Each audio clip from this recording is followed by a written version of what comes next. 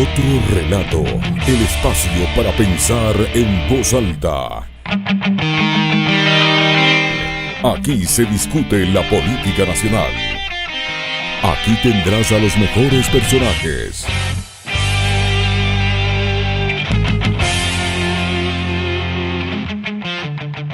Todo esto aquí en Otro Relato.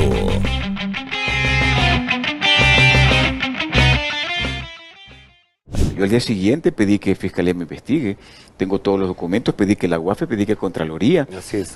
Y a los 8 meses sale el informe de Contraloría. Fue el último informe de Contraloría que salió. Ya.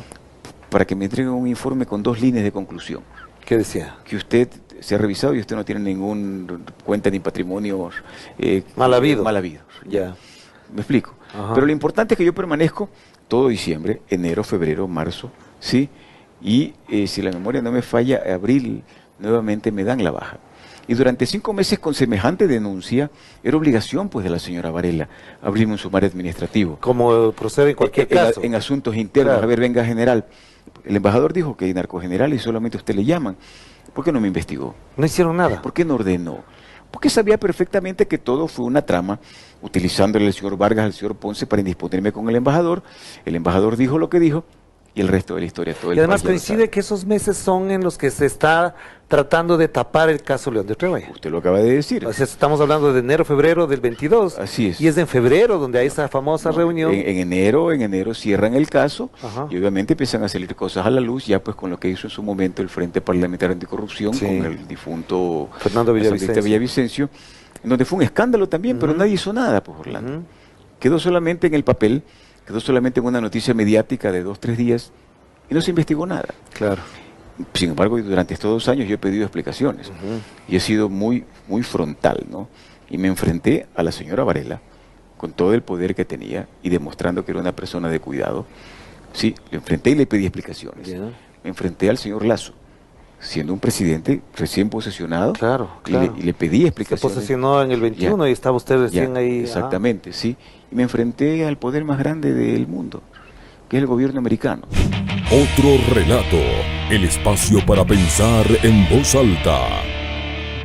Y aparte lo de la embajada, obviamente este país tiene un 52% de absurdo y de cretinismo, como lo llamo yo. Yeah. Es una palabra castiza, busca en el diccionario lo que significa, es una enfermedad. ¿A quién se le...? O sea, sí hay voces que defienden, no, bien, Glass está preso, y ya, o sea, ¿no es cierto? Pero obviamente las voces de la razón, de algo que no ha sucedido, pero ni en las peores dictaduras brutales del Congo, pues, ¿no es cierto? Ni Idi Amin, que se comía a los enemigos a martillazos, se metió en una embajada, ni Videla, ni Pinochet. Entonces, obviamente, esto ya en la razón, ya entra, pues, en un cierto número de personas, y eso le quita, ¿qué? Credibilidad, le quita votantes. Ese voto duro de odio que tiene, ¿por qué no es voto a favor de Daniel Noboa? ¿Quién no te creas que tienes 30 votos? Es voto de odio, nada más. Claro. Otro Relato, el espacio para pensar en voz alta. Yo ganaba mis carreras para trascender, no solamente para ganar. Sí, para que eso pase de generación en generación. Alguna vez me acuerdo que fui a una reunión y estaba puesto una gabardina, alguna cosa. Pero me acuerdo de que habían unos chicos y estaban ahí conversando y cosas de esas. Y por ahí les escuché así, porque tengo un oído fino. Exacto. Me dice, ahí viene el Rolindio. No. Sí. Entonces de pronto ese era un insulto, ¿no? Pero yo me acerqué, hola, ¿cómo les va? Les digo, ¿qué es de la vida? ¿Qué tal? ¿Está la fiesta bonita? Ya. Le digo, ¿qué tal? Digo, ustedes me acaban de dar un piropo, pero de esos increíbles. Yo les vengo a agradecer. Dice, no, nosotros no hemos dicho nada. O sea, digo, se echaron para atrás. Sí, digo, ustedes me dijeron esto. Dice, no, para nada. Digo, ¿saben qué? Para mí eso es un piropo. Porque una de las cosas que hizo que triunfe en el mundo, sobre todo en mi actividad deportiva, representando al Ecuador, era que yo representaba no solamente a mi ciudad, a mi país, representaba a mi raza. Claro. Entonces eso para mí me hacía como un super atleta que no se tenía que doblegar. El entorno económico va de la mano con la situación de inseguridad. Hemos atravesado varios años de recesión profunda para la mayoría de la población, para algunos segmentos no es así. Eso ha ocasionado una ola de inseguridad, una ola de desempleo, una ola de migración, donde el rol fundamental en un hogar finalmente lo termina asumiendo la madre. La madre es la que tiene que absorber las penas de los hijos, la ausencia muchas veces de la figura paterna, las necesidades no solo de los hijos, de los nietos e incluso de otras generaciones. Sí, era triste cuando estaba en el Ministerio Coordinador de la Política Económica, era viceministro del Ministerio.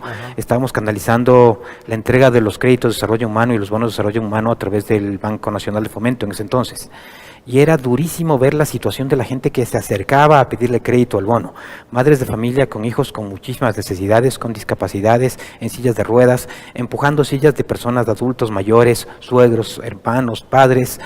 Ese rol para la madre no hay otra figura que lo ocupe. Normalmente una figura paterna no suele tener la empatía, la capacidad, la voluntad, el sacrificio de hacerse cargo de esos roles. Claro. Entonces me parece que el rol más duro actualmente para las madres ecuatorianas es intentar capear la difícil situación, tanto económica como de seguridad, que estamos viviendo. Otro relato, el espacio para pensar en voz alta. Aquí se discute la política nacional. Aquí tendrás a los mejores personajes.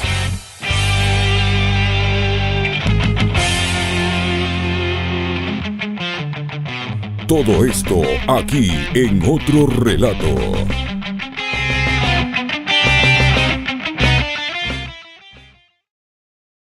Comentarios y opiniones vertidos en el siguiente programa son de exclusiva responsabilidad de sus coproductores e invitados. Programa clasificación O, de opinión. Categoría A, apto para todo público. Otro Relato Dominical. El momento para pensar en voz alta. Refleja y coloca en la mesa los distintos puntos de vista de los actores y protagonistas de la noticia. La disputa con la realidad. El sentimiento para conectar. Otro Relato Dominical. Con Orlando Pérez. Bienvenidos.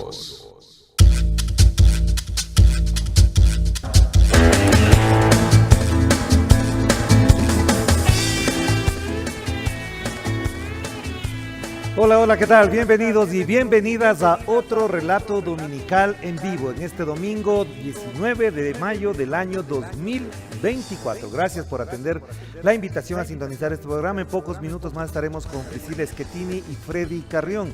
Él acaba de salir de libertad de la cárcel 4. Vamos a conversar sobre las vivencias de los últimos acontecimientos, de cómo procesa estos 3 años de prisión, pero eso será para un tema más adelante. También tendremos lo que ya nos han demandado, nos han felicitado y también nos han criticado del tuit de la semana, la portada de la semana, la polémica de la semana, el video de la semana y también una serie de cosas que se pueden ir alternando. Mientras tanto, vamos a comentar.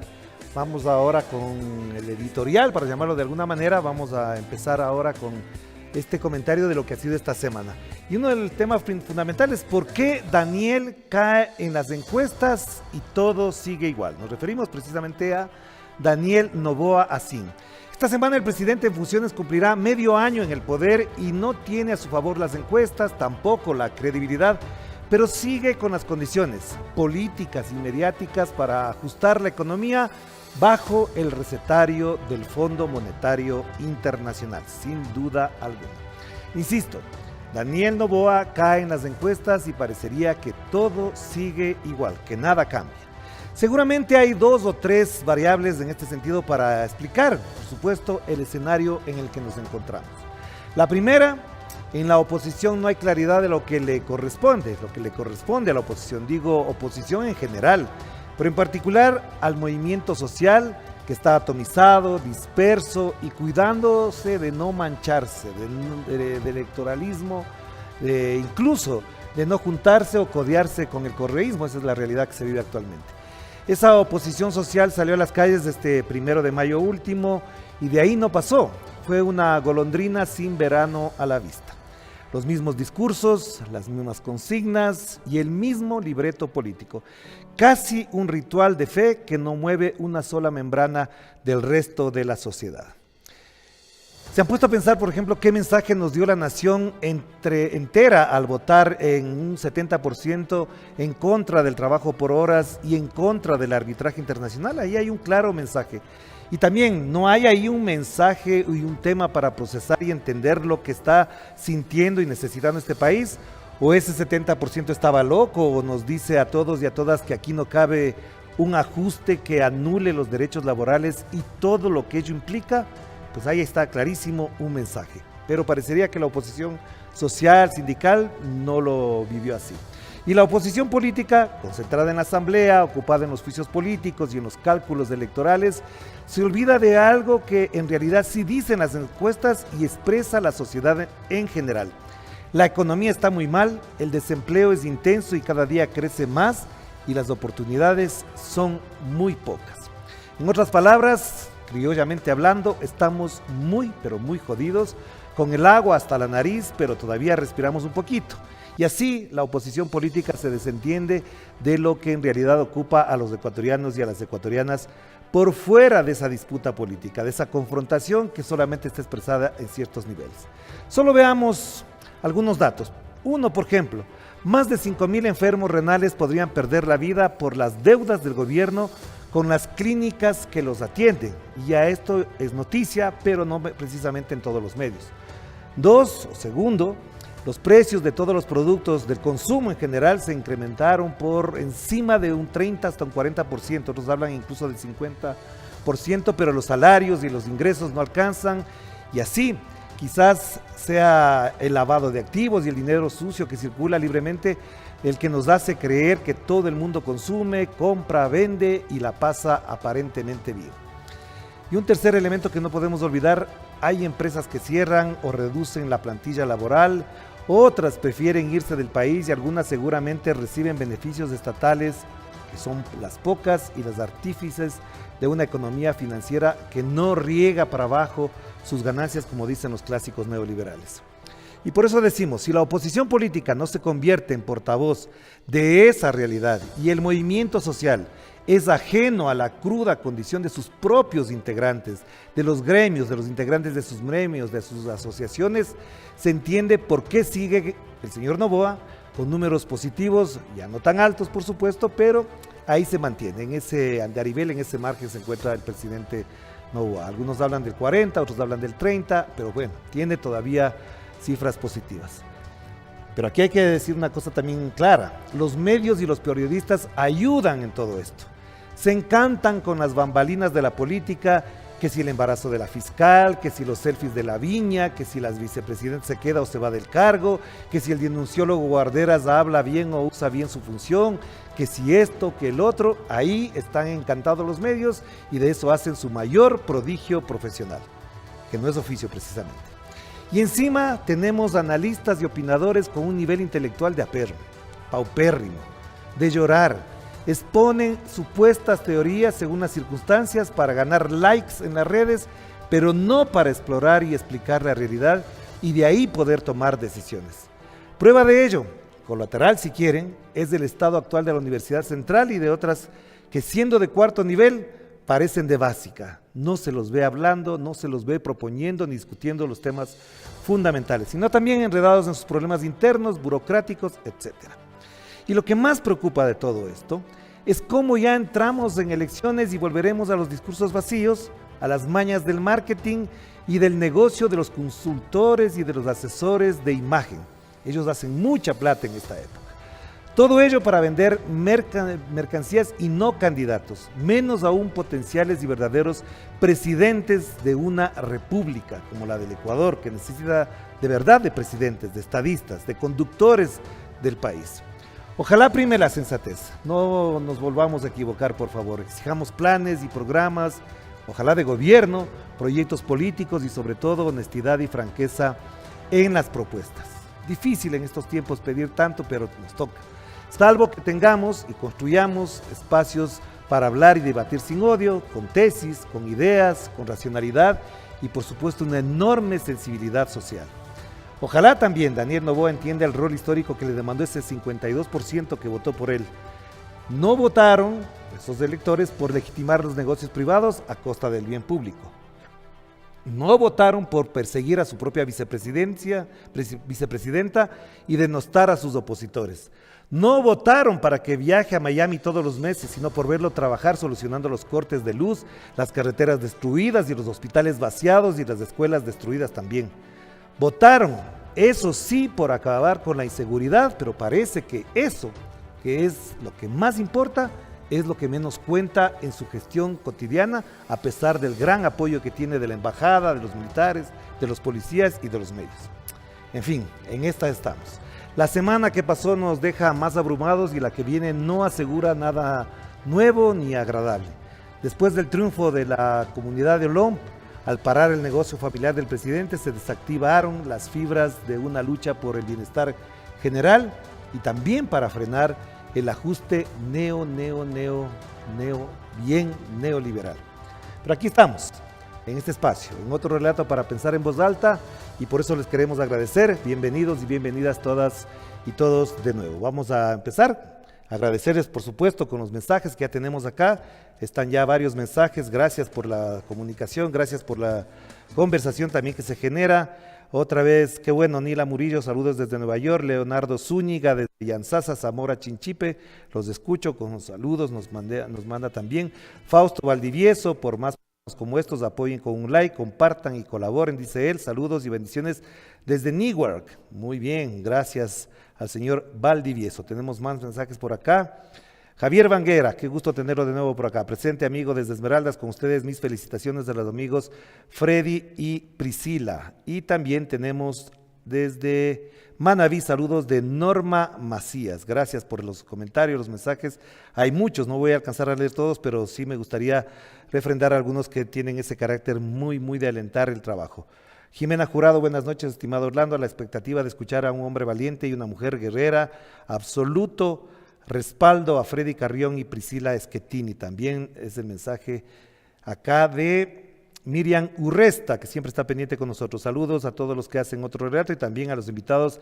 Un saludo desde Santiago de Chile. Gracias, Miriam, por esos comentarios. También agradecer a nuestro equipo de producción que ha hecho todo lo posible por salir adelante en esta ocasión con la mejor tecnología y con la mejor calidad profesional. Vamos a entrar entonces ahora con la polémica de la semana. La polémica de la semana estuvo marcada, por supuesto, por lo que pasó y ya no va a pasar, que es el juicio político a la fiscal general del Estado, Diana Salazar, que suma 15 causales para que sea llevada a juicio político según los interpelantes. Es decir, habrían 15 causales que se propusieron.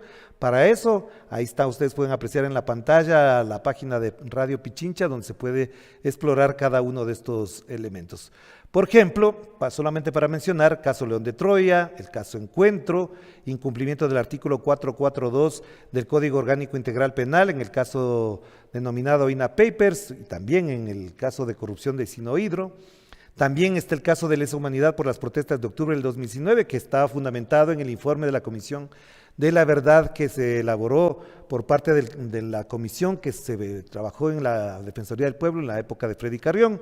Después hablaremos de eso. Por supuesto, también está el caso del exdefensor Freddy Carrión, entre las causales que menciono, el caso de las vacunas VIP, que se investigó por presunto tráfico de influencias, la falta de formulación de cargos en el caso del Tribunal Contencioso Electoral, sobre el cual Santiago Guarderas interpuso una demanda contra Jorge Yunda, y no se habla del proceso por supuesto enriquecimiento ilícito en contra de Mauro Falconi, exministro de Salud, en cuyo domicilio se encontraron nada más y nada menos que $47,000, no nos olvidamos de eso, injustificados por supuesto, porque nadie dijo dónde están, de dónde salieron, no se investigó, pero si hubiese sido el propio Freddy Carrión o Priscila Schettini o cualquier otra persona con $47,000 en su poder, en sus cajas, en su residencia, habría sido un escándalo mundial, no nos olvidemos de eso. También hay otras cosas como la consulta popular, la falta de agilidad en el caso Petroecuador por presunto tráfico de influencias en esa entidad, supuesto incumplimiento por parte de la fiscal que se habría dado en el caso Sobornos y el caso Narco Generales, de lo cual tampoco se ha hablado. Así que esta es la polémica de la semana. El segundo pedido de juicio político también se planteó, se le acusa a la fiscal Salazar de encubrimiento a lavadores de activos, falta de acción para procesar a Carlos Pareja Cordero, Capaco e incumplimiento de funciones por su participación en reuniones y relación circunstancial y dolosa con los procesados. Sabemos perfectamente de qué estamos hablando. Vamos a ver este corto video para ambientar lo que estamos comentando. Adelante. El Consejo de Administración Legislativa resolvió suspender el trámite de juicio político en contra de la Fiscal General del Estado, Diana Salazar. La decisión se tomó con 5 votos a favor y 2 abstenciones en la sesión de este viernes 17 de mayo. Los votos favorables fueron emitidos por los asambleístas Jorge Gaiturri del Partido Social Cristiano, Alexandra Castillo de Construye, Diego Matovelle de ADN, Egner Recalde de ADN y Henry Kronfle del Partido Social Cristiano. Los asambleístas de la Revolución Ciudadana, Esther Cuesta y Viviana Veloz, se abstuvieron.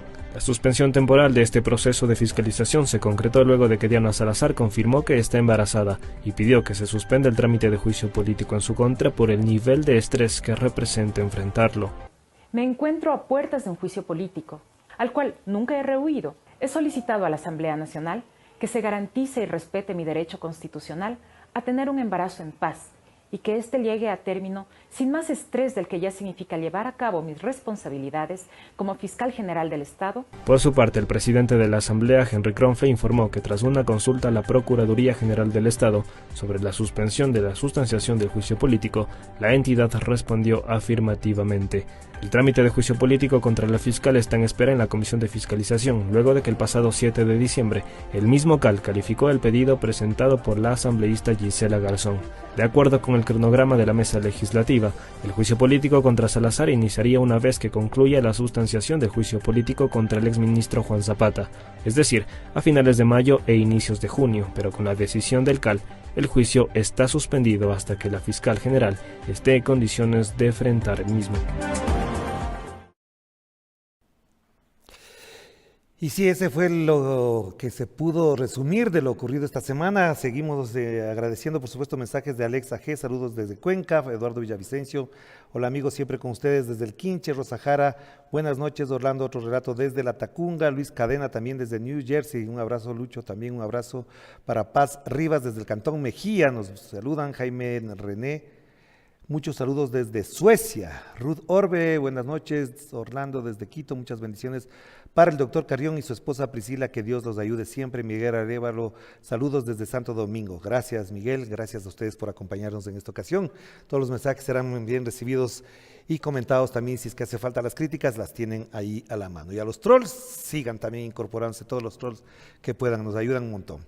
Vamos a ver el tuit de la semana. Este tuit es muy importante, vamos a analizarlo. Este tuit fue publicado por la propia fiscal Diana Salazar y tenía hasta hace poquitos minutos nada más 291,000 vistas, en donde se menciona que tiene un importante mensaje que dar. Si podemos pasar de una vez el mensaje que se le escucha ahí en el tuit, lo vemos y lo vamos comentando también. Y había otro tuit a propósito de esto. No sé si lo podemos poner el tuit de la fiscal, si se puede ver ahí. Lo vemos y si no pasamos al del tuit publicado por el presidente de la Asamblea, Henry Kronfle, que tiene más vistas que el de la fiscal, 495,000 vistas, prácticamente 500,000 es el tuit del presidente de la Asamblea sobre el juicio político, lo tienen ahí, ese es el tuit de Henry Kronfle. Si lo podemos escuchar, bien, si no, no pasa absolutamente nada. Vamos ahí. Surgió una pregunta que necesitábamos responder como institución.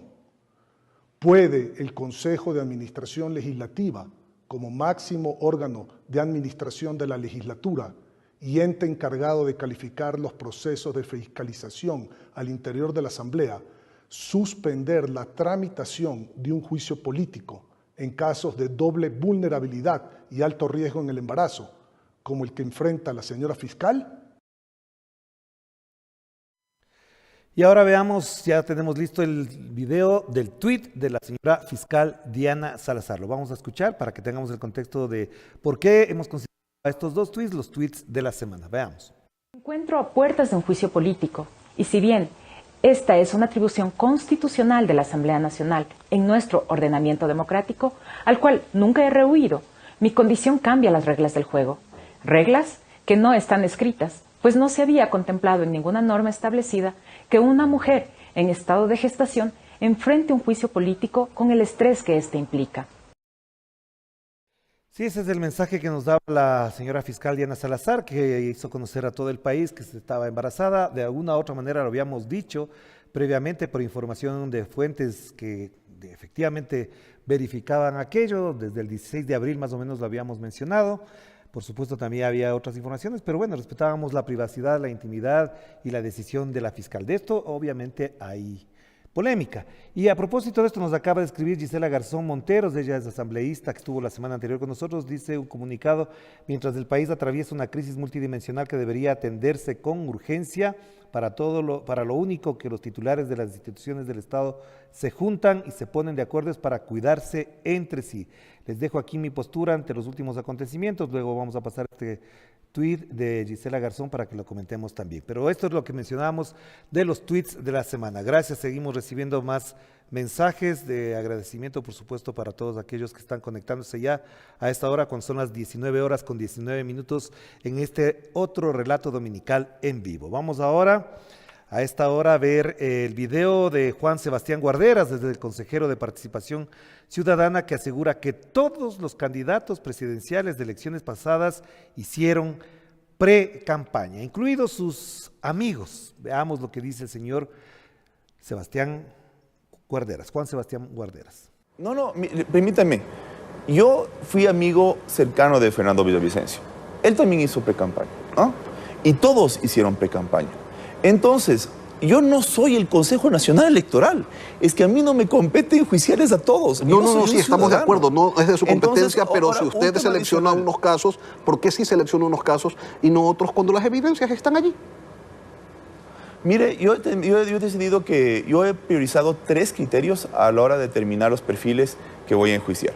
Y los 3 criterios podrían aplicarse a Daniel Noboa. Ahora, yo no sé de qué momento usted sacó esas publicaciones por internet, pero sí, o sea, yo he estado verificándolas, aparentemente están borradas. La noche de ayer no han buscado bien entonces. Posiblemente, maestro, posiblemente. No obstante. Bueno, ahí estaba el señor Juan Sebastián Guarderas a propósito de lo que él denunciaba, pero claro, selecciona a los denunciados, selecciona los casos, los temas según las circunstancias, y después hay una rueda de prensa que le sacaron a él, dicen, por seguridad. No sabemos exactamente qué pasó ahí, pero bueno, fue sacado por seguridad, no atendió a todas las preguntas y lamentablemente no se atendió de todas las maneras posibles lo que él supuestamente iba a denunciar. Podemos poner el tuit de Gisela Garzón, ahí está. El que comentábamos, esto lo ha publicado el 17 de mayo, ahí dice exactamente lo que plantea a propósito de estos temas. Estamos viviendo momentos críticos con una inseguridad creciente y ahí está, exacto, y retrocesos difíciles de superar. Mientras tanto, un sector de la política ubicado a la derecha se protege a sí mismo para mantener sus privilegios. Por eso me posiciono a la izquierda junto a la gente que nos llega al fin de mes. Eso es lo fundamental, ustedes lo pueden ver. Pero eso es lo que queríamos mencionar para no dejar por fuera. Y ahora vamos a ver la foto de la semana. Esta es una de las cosas que más trabajo nos toma, porque hay decenas de fotos a propósito de este tema. La imagen es de la fiscal Diana Salazar dando la noticia de su embarazo. Es una de las imágenes más difundidas dentro de los medios de comunicación. Es la imagen que por supuesto tenemos a la mano, no sé si en pantalla la tenemos ahí. Pero ahí está, esa es la foto que más se divulgó esta semana en los medios de comunicación, en los chats, en los grupos de WhatsApp, y es la imagen de la fiscal. Pero también tenemos la imagen del ex defensor del pueblo, Freddy Carrión, que recuperó su libertad este 15 de mayo del año 2024. Una de las fotos también más vistas, ahí está, el momento que salía de la cárcel 4 en la zona norte, frente al centro comercial El Condado, el momento en que salía de la cárcel el ex defensor del pueblo, el señor doctor Freddy Carrión. Efectivamente, esa es la imagen que más se divulgó, que más se comentó, exactamente, así la toma amplia, vemos con su madre también ahí, los reporteros, los periodistas, rodeándole el momento. Las declaraciones de él no hacen falta pasarlas porque le vamos a tener aquí, ya se encuentra con nosotros Freddy Carrión, con quien vamos a conversar de esta situación. Y vamos ahora con la caricatura, si les parece, vamos con la caricatura de la semana, otra vez repite y premio la caricatura de Vilma Vargas, Vilma Traca, que nos pone a pensar. Efectivamente, a diferencia de otros caricaturistas que han perdido hasta el humor para eso, ahí está la caricatura de Vilma Traca, así confirma sus caricaturas, una cigüeña para la fiscalía, algo llevando ahí para la presidencia, quizás los licores agridulces y también el sarcófago de un juicio político de la Asamblea. Y los derechos de la maternidad, de Karina, de Carmen, de Verónica, de Lucía, Carolina, Mónica, ¿dónde quedó? Esta es una crítica que mencionábamos para la Asamblea Nacional. Muy bien por la caricatura. Esta semana hubo 2 o 3, pero esta quizás es la más significativa y la más gráfica, si cabe el término para eso. Y, por supuesto, no queremos dejar de mencionar el comunicado del CAL que informó la suspensión del proceso de juicio político contra la fiscal general Diana Salazar. Si tenemos el comunicado mejor paralelo sobre lo que se dice ahí, este comunicado fue después de la votación que se tuvo en el CAL, 5 votos a favor y 2 abstenciones para suspender. Ahí está el comunicado, se decidió suspender el proceso de juicio político en contra de la fiscal general del Estado Diana Salazar Méndez de conformidad con el pronunciamiento otorgado por el Procurador General del Estado. Esto sí no tiene ni pies ni cabeza. La Asamblea pidiéndole prácticamente permiso a la General del Estado.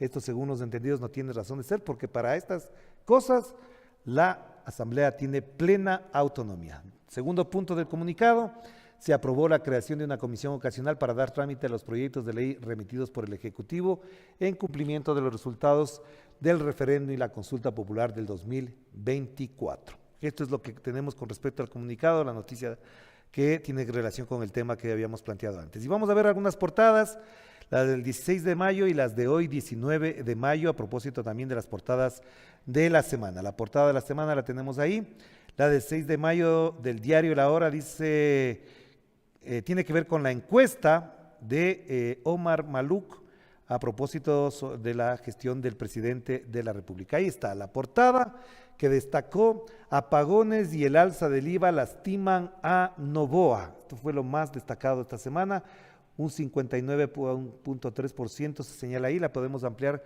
más para que se pueda percibir el mensaje central que tiene la portada del diario La Hora, que a ratos tiene aciertos y a ratos obviamente se instala en el relato oficialista. Ahí está. El incremento del IVA al 15% y los apagones de abril marcaron un punto de inflexión en la vida política del presidente Daniel Noboa. Luego de la vigencia del incremento de ese impuesto a todas las compras, hay un descenso en la imagen del mandatario. No es en la imagen está ahí, la imagen no ha bajado. El apoyo, la aprobación, ahí está.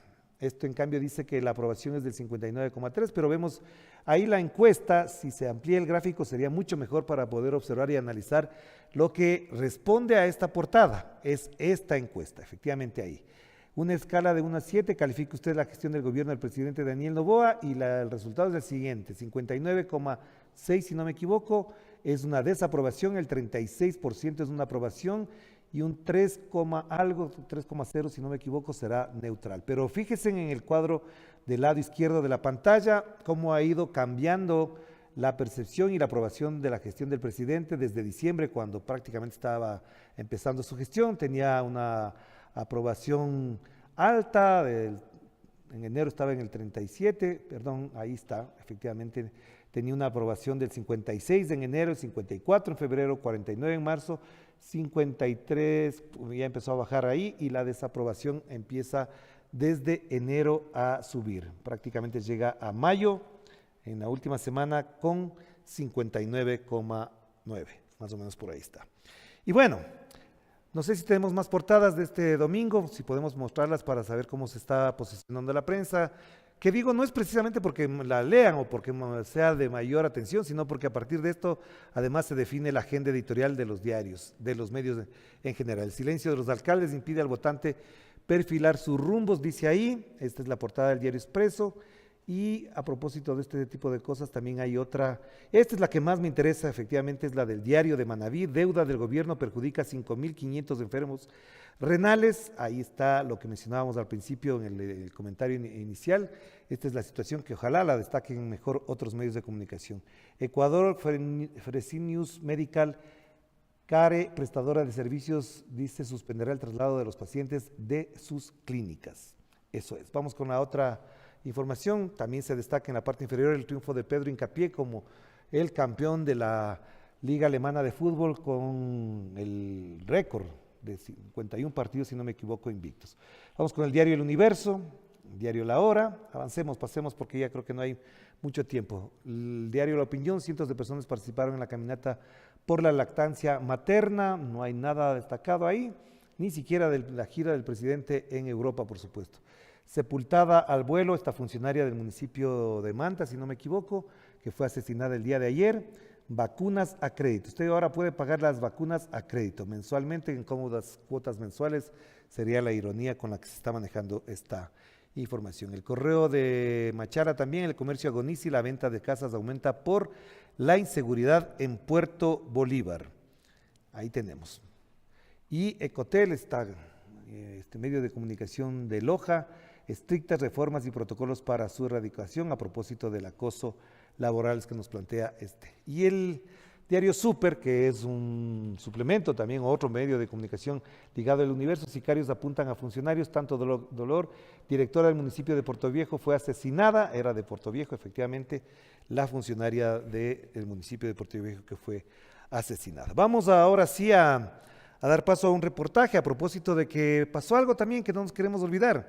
Si algunos creyeron que nos habíamos olvidado, no. Hace un año, el 17 de mayo, se decretó la muerte cruzada. A propósito de esto tenemos un reporte y enseguida ya tenemos en nuestros estudios a Priscila Schettini y también al ex defensor del pueblo, Freddy Carrión. Primero vamos con este reportaje y después seguimos comentando y conversando con ellos. Adelante. Otro relato, el espacio para pensar en voz alta. ¿Se han puesto a pensar cómo es que el hijo del magnate bananero ecuatoriano Álvaro Noboa, 5 veces candidato a la presidencia, ocupa ahora mismo la silla presidencial? Esto gracias al expresidente Guillermo Lasso, y además banquero, por aplicar la muerte cruzada. Sí, se cumple ya un año de este hecho histórico.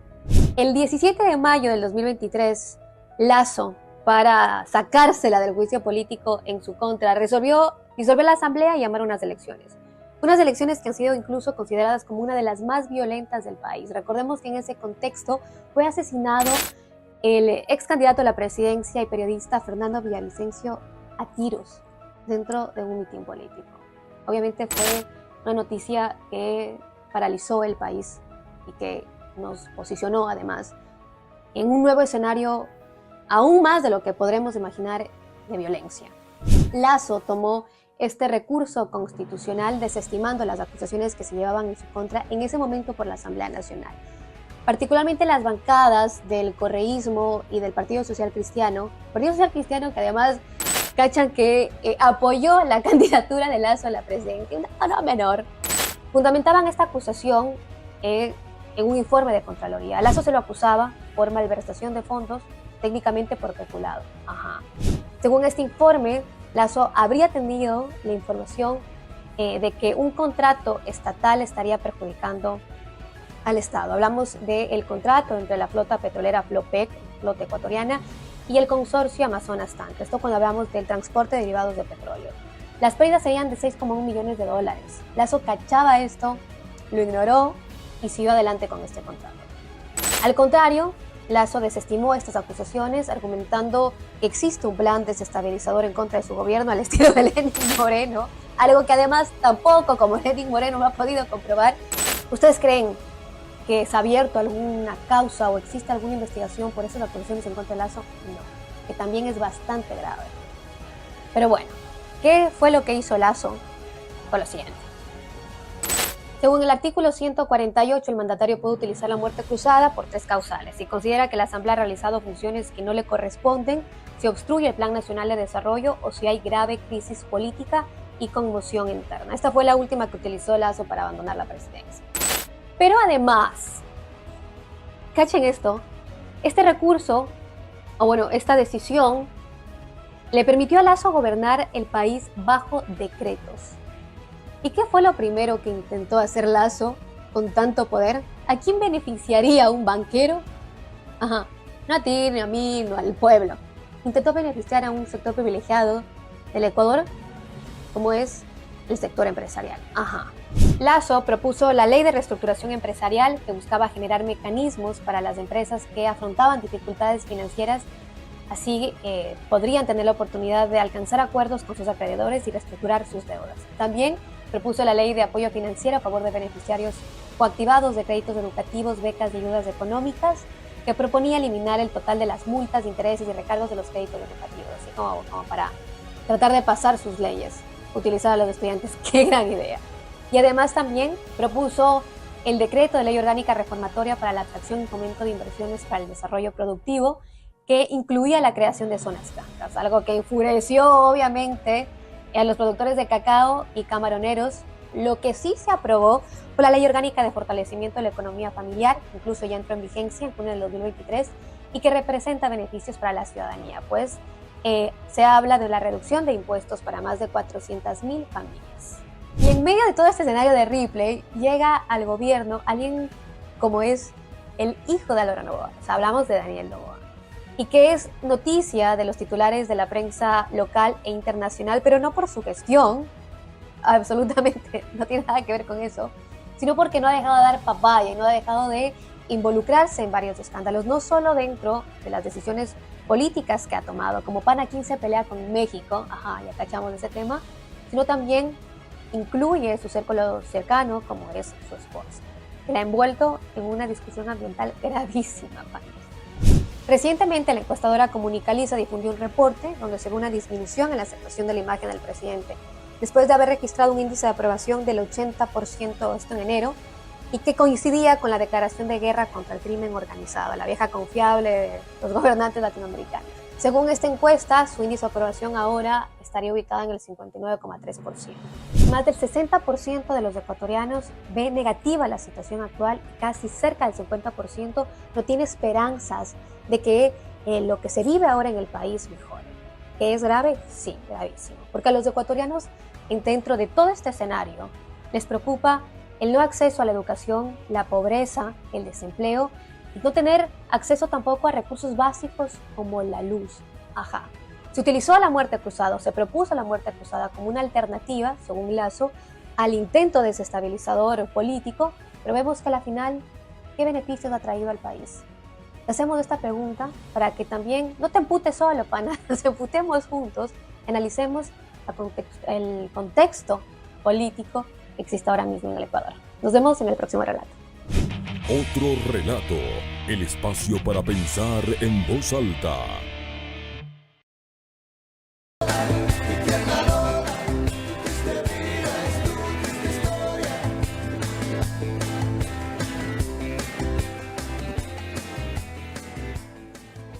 Ya son las 19:36 en este domingo de Otro Relato en Vivo. Gracias por los mensajes, de verdad, muchísimas gracias por todos los mensajes y la atención que hay sobre la entrevista que vamos a continuación. Mónica Mera, saludos desde Nueva York City, excelente programa. También queremos agradecer a la segunda audiencia más grande que tiene este programa y la radio en general, que es México. De pronto México se incrementó como nuestra segunda audiencia más grande, así que les agradecemos a todos quienes nos siguen desde ese país. Obviamente, está bien que nos sigan desde allá.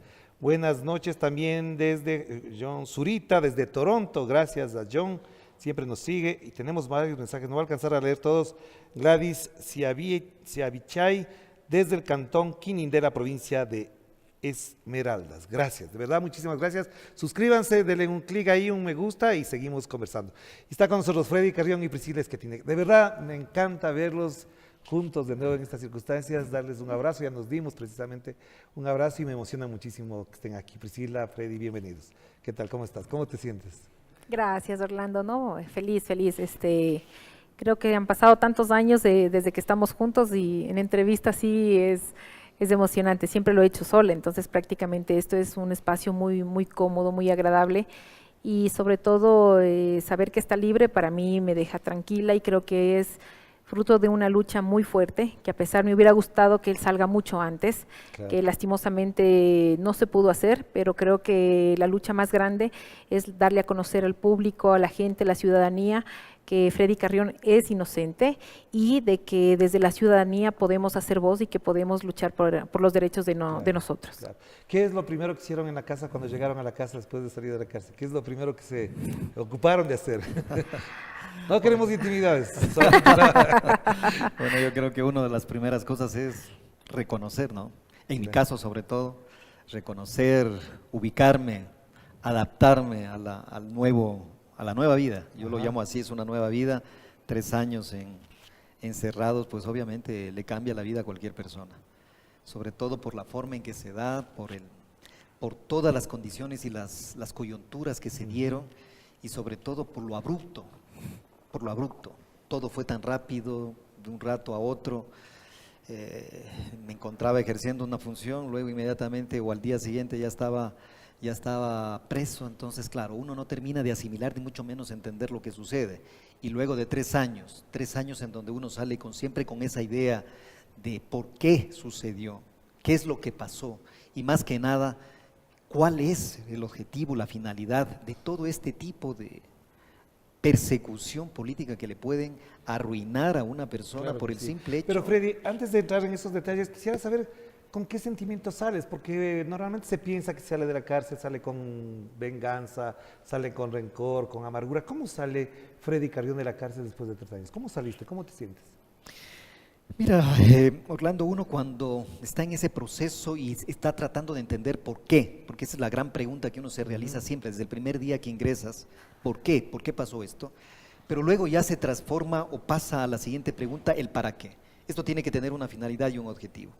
Y creo que uno de los aspectos fundamentales que cambió en mí definitivamente es que, si bien todo este proceso, toda esta persecución fue tan injusta, uno, claro, sale el primer pensamiento que uno tiene es, no, ahora desquitarme, vengarme de todos los que me hicieron este daño, pero no, en lo absoluto, porque eso significaría que ellos ganaron, que ellos cambiaron en mí mi naturaleza, que siempre ha sido una naturaleza solidaria y sobre todo muy,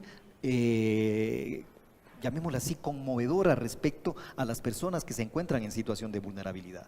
Salgo en paz conmigo mismo, porque yo hice lo que tenía que hacer.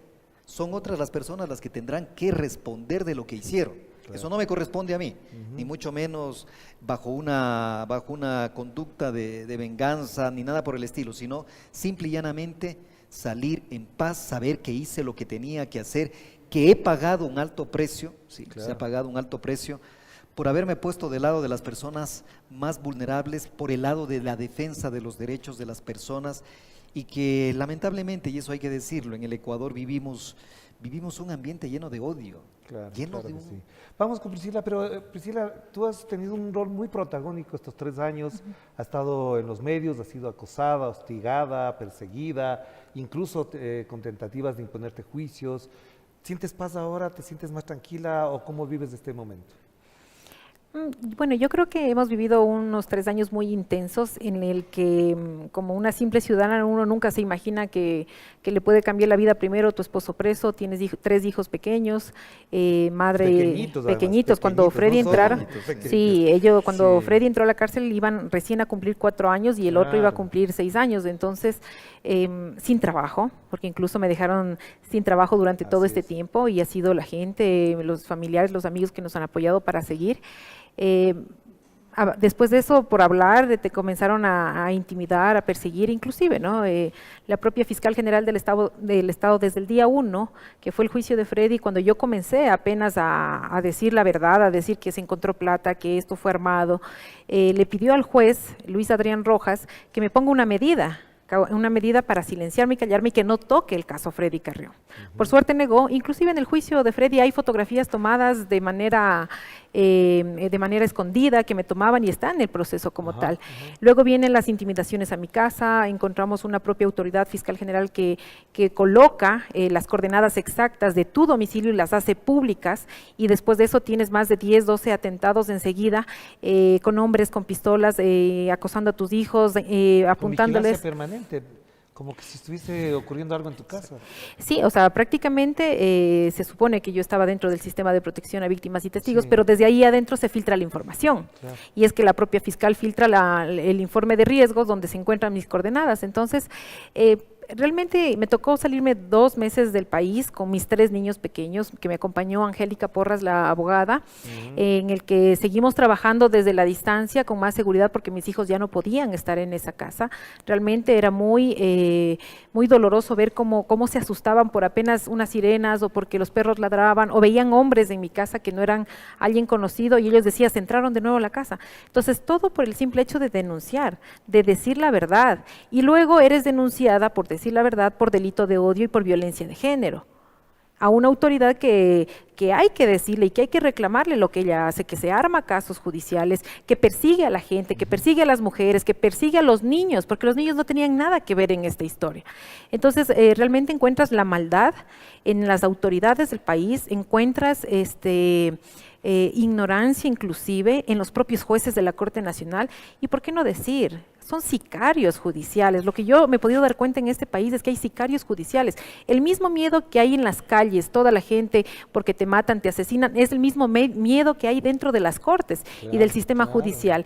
Entonces ha sido ese dolor, esa frustración que uno tiene de que por más que tengas pruebas, nadie te va a sacar de la cárcel. Por más que tengas pruebas y argumentos, no te van a permitir salir a decir tu verdad porque te matan, te asesinan, te intimidan y te comienzan a perseguir. Entonces yo creo que estos 3 años me han servido inclusive para ponerme en los zapatos de otra persona, de las que no tienen que comer, de las que no tienen trabajo, de quienes han sido perseguidos, y ese ha sido más bien la solidaridad de la gente la que me ha permitido tener más fuerza en la voz y expresar la verdad, porque lo único que yo he tenido, Orlando, es solamente los documentos, las pruebas y hablar con la verdad. Es lo único que yo he hecho. Freddy, aquí me preguntan, me plantean hacerte la pregunta es, ¿cómo se siente Freddy Carrión frente a esta mujer? ¿Qué sientes sobre esta mujer después de 3 años? Textual, así. Dice Agustín desde la ciudad de Guayaquil. Una admiración tremenda porque lamentablemente, lo digo así, con mi ingreso a la prisión a ella le tocó asumir un rol que, claro, uno no lo esperaba. Madre, esposa, defensora y sobre todo una luchadora social. Y frente a eso, no solo en ese rol, sino que adicionalmente víctima de una persecución e intimidación, que eso es lo más grave. ¿Tú esperabas que eso ocurriera? Jamás, o sea, no. Cuando Priscila lo contaba en estos momentos. Porque una de las cosas que más le preocupan a una persona detenida es que su pareja le pueda abandonar, porque ya no está en las circunstancias normales, tradicionales, en el rol que se cumple normalmente. Sí, ¿Pasó por tu cabeza la idea de que te podía dejar o no?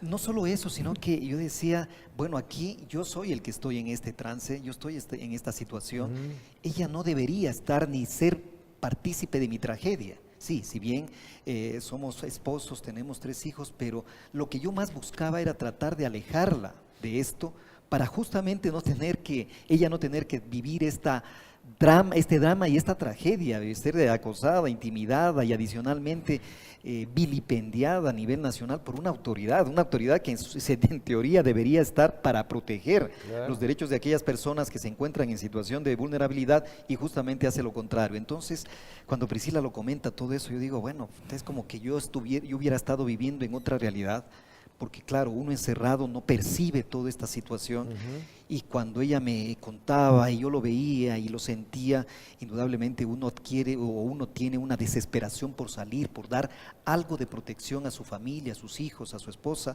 y sin poder hacerlo, la ansiedad que eso genera. Así que cuando yo le escucho a Priscila, wow, digo, qué admiración. Aquí tengo un montón de mensajes de saludos para los dos, en realidad no es a Freddy, no es a Priscila solamente, es a los dos. Ivonne Pérez dice saludos y admiración a la defensora del defensor, la lucha continúa, fuerza para Priscila y Freddy. También nos manda un mensaje Nelson Prado, saludos a Freddy y Priscila, lindo programa, nos conocimos en una provincia oriental, un abrazo, gracias a Nelson. Y esta pregunta partía porque efectivamente también esta es una experiencia, yo tuve la oportunidad de visitarles a ustedes, a ti en particular Freddy, en la cárcel, vi a los niños ahí. Y en un momento hasta incluso me tuve que retirar porque dije, le estoy robando el tiempo a los niños, porque el tiempo era de ustedes, pero efectivamente nos encontramos, conversamos un ratico. ¿Cómo han vivido ellos esta salida ya en la libertad? ¿Cómo han procesado también, siendo que ya tienen 7 años? Sí, ya el uno tiene 8 años y los gemelos tienen 6. Mira, yo siempre he sido muy franca con mis hijos porque me ha tocado realmente ponerme dura en eso, porque no puedo engañarles ni mentirles. Se han criado en una cárcel prácticamente. Cumpleaños, Día de la Madre, Día del Padre, Navidad, todo ha sido siempre en una cárcel durante 3 años. Cuando ellos me preguntaban al inicio, bueno, ¿y por qué el papá está en la cárcel? Entonces era duro, realmente escuchar a tu hijo preguntarte. Yo les comenzaba a explicar que el papá estaba ahí porque ayudó a muchas personas y eso les molestó a otra parte, a otra población, y esta es parte del gobierno. Entonces ellos, por ejemplo, preguntan, ¿no? La abogada le dice, ¿y quién es la fiscal general? El mayor sobre todo, ¿no? Dice, le pregunta a mi abogada, a mí casi no, me dicen, ¿quién es la fiscal general? Entonces la abogada explica quién fue la que armó y forjó el caso de Freddy Carrión y le explicó. ¿quién es la policía? Así como hay policías que son buenos, también existe la policía mala, porque para los niños los policías todos son buenos y la cárcel solamente están los ladrones, los enemigos y todo eso. Claro. Entonces había que explicarles, y ellos conocen la historia de Freddy Carrión, saben cuál es el por qué estuvo en la cárcel. Y bueno, ¿no? Cuando salió el primer día, lo único que hicieron, la abrazaron y le dijeron, te extrañé papi, te extrañé, y eso es una cosa muy dura. Y yo tengo varios recuerdos de la cárcel con los niños, por ejemplo, que prohibieron todo entrar. Me acuerdo un rato que prohibieron todo en este gobierno, y había una funda de pan que los niños querían llevar para compartir. Ajá. Bueno, y era un supán, ¿no? Era un pan sencillo, y pensamos que había estado en la lista y total no nos informaron y no había estado. Entonces uno de ellos, uno de los gemelos me dice, mami, pero el pancito se quedó y ya no vamos a tener que desayunar con el papá. Entonces esas cositas te quiebran, como mamá te quiebran porque dices, todo a mí, yo puedo cargarme con todo, a él, a mí, háganme lo que quieran, pero con los niños no se metan. O sea, hay cosas que van más allá. Entonces, o cuando teníamos dificultades a veces económicas fuertes, los niños comprenden, y por ejemplo el otro gemelo llega y dice, mami, yo tengo $1 para el pan, decía, yo te compro.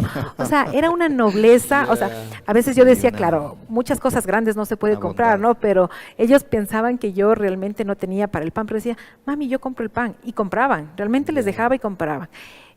Traté de dar lo mejor de mí realmente con los niños. Creo que he podido hacer un trabajo, espero que bueno, porque sus clases están bien, tienen buenas notas, ellos aprendieron a valorar todo lo que se les da. Entonces creo que para la edad que tienen son unos niños muy maduros. Y ahora han cambiado el rol de mami, ahora es papi, todo, claro, todo.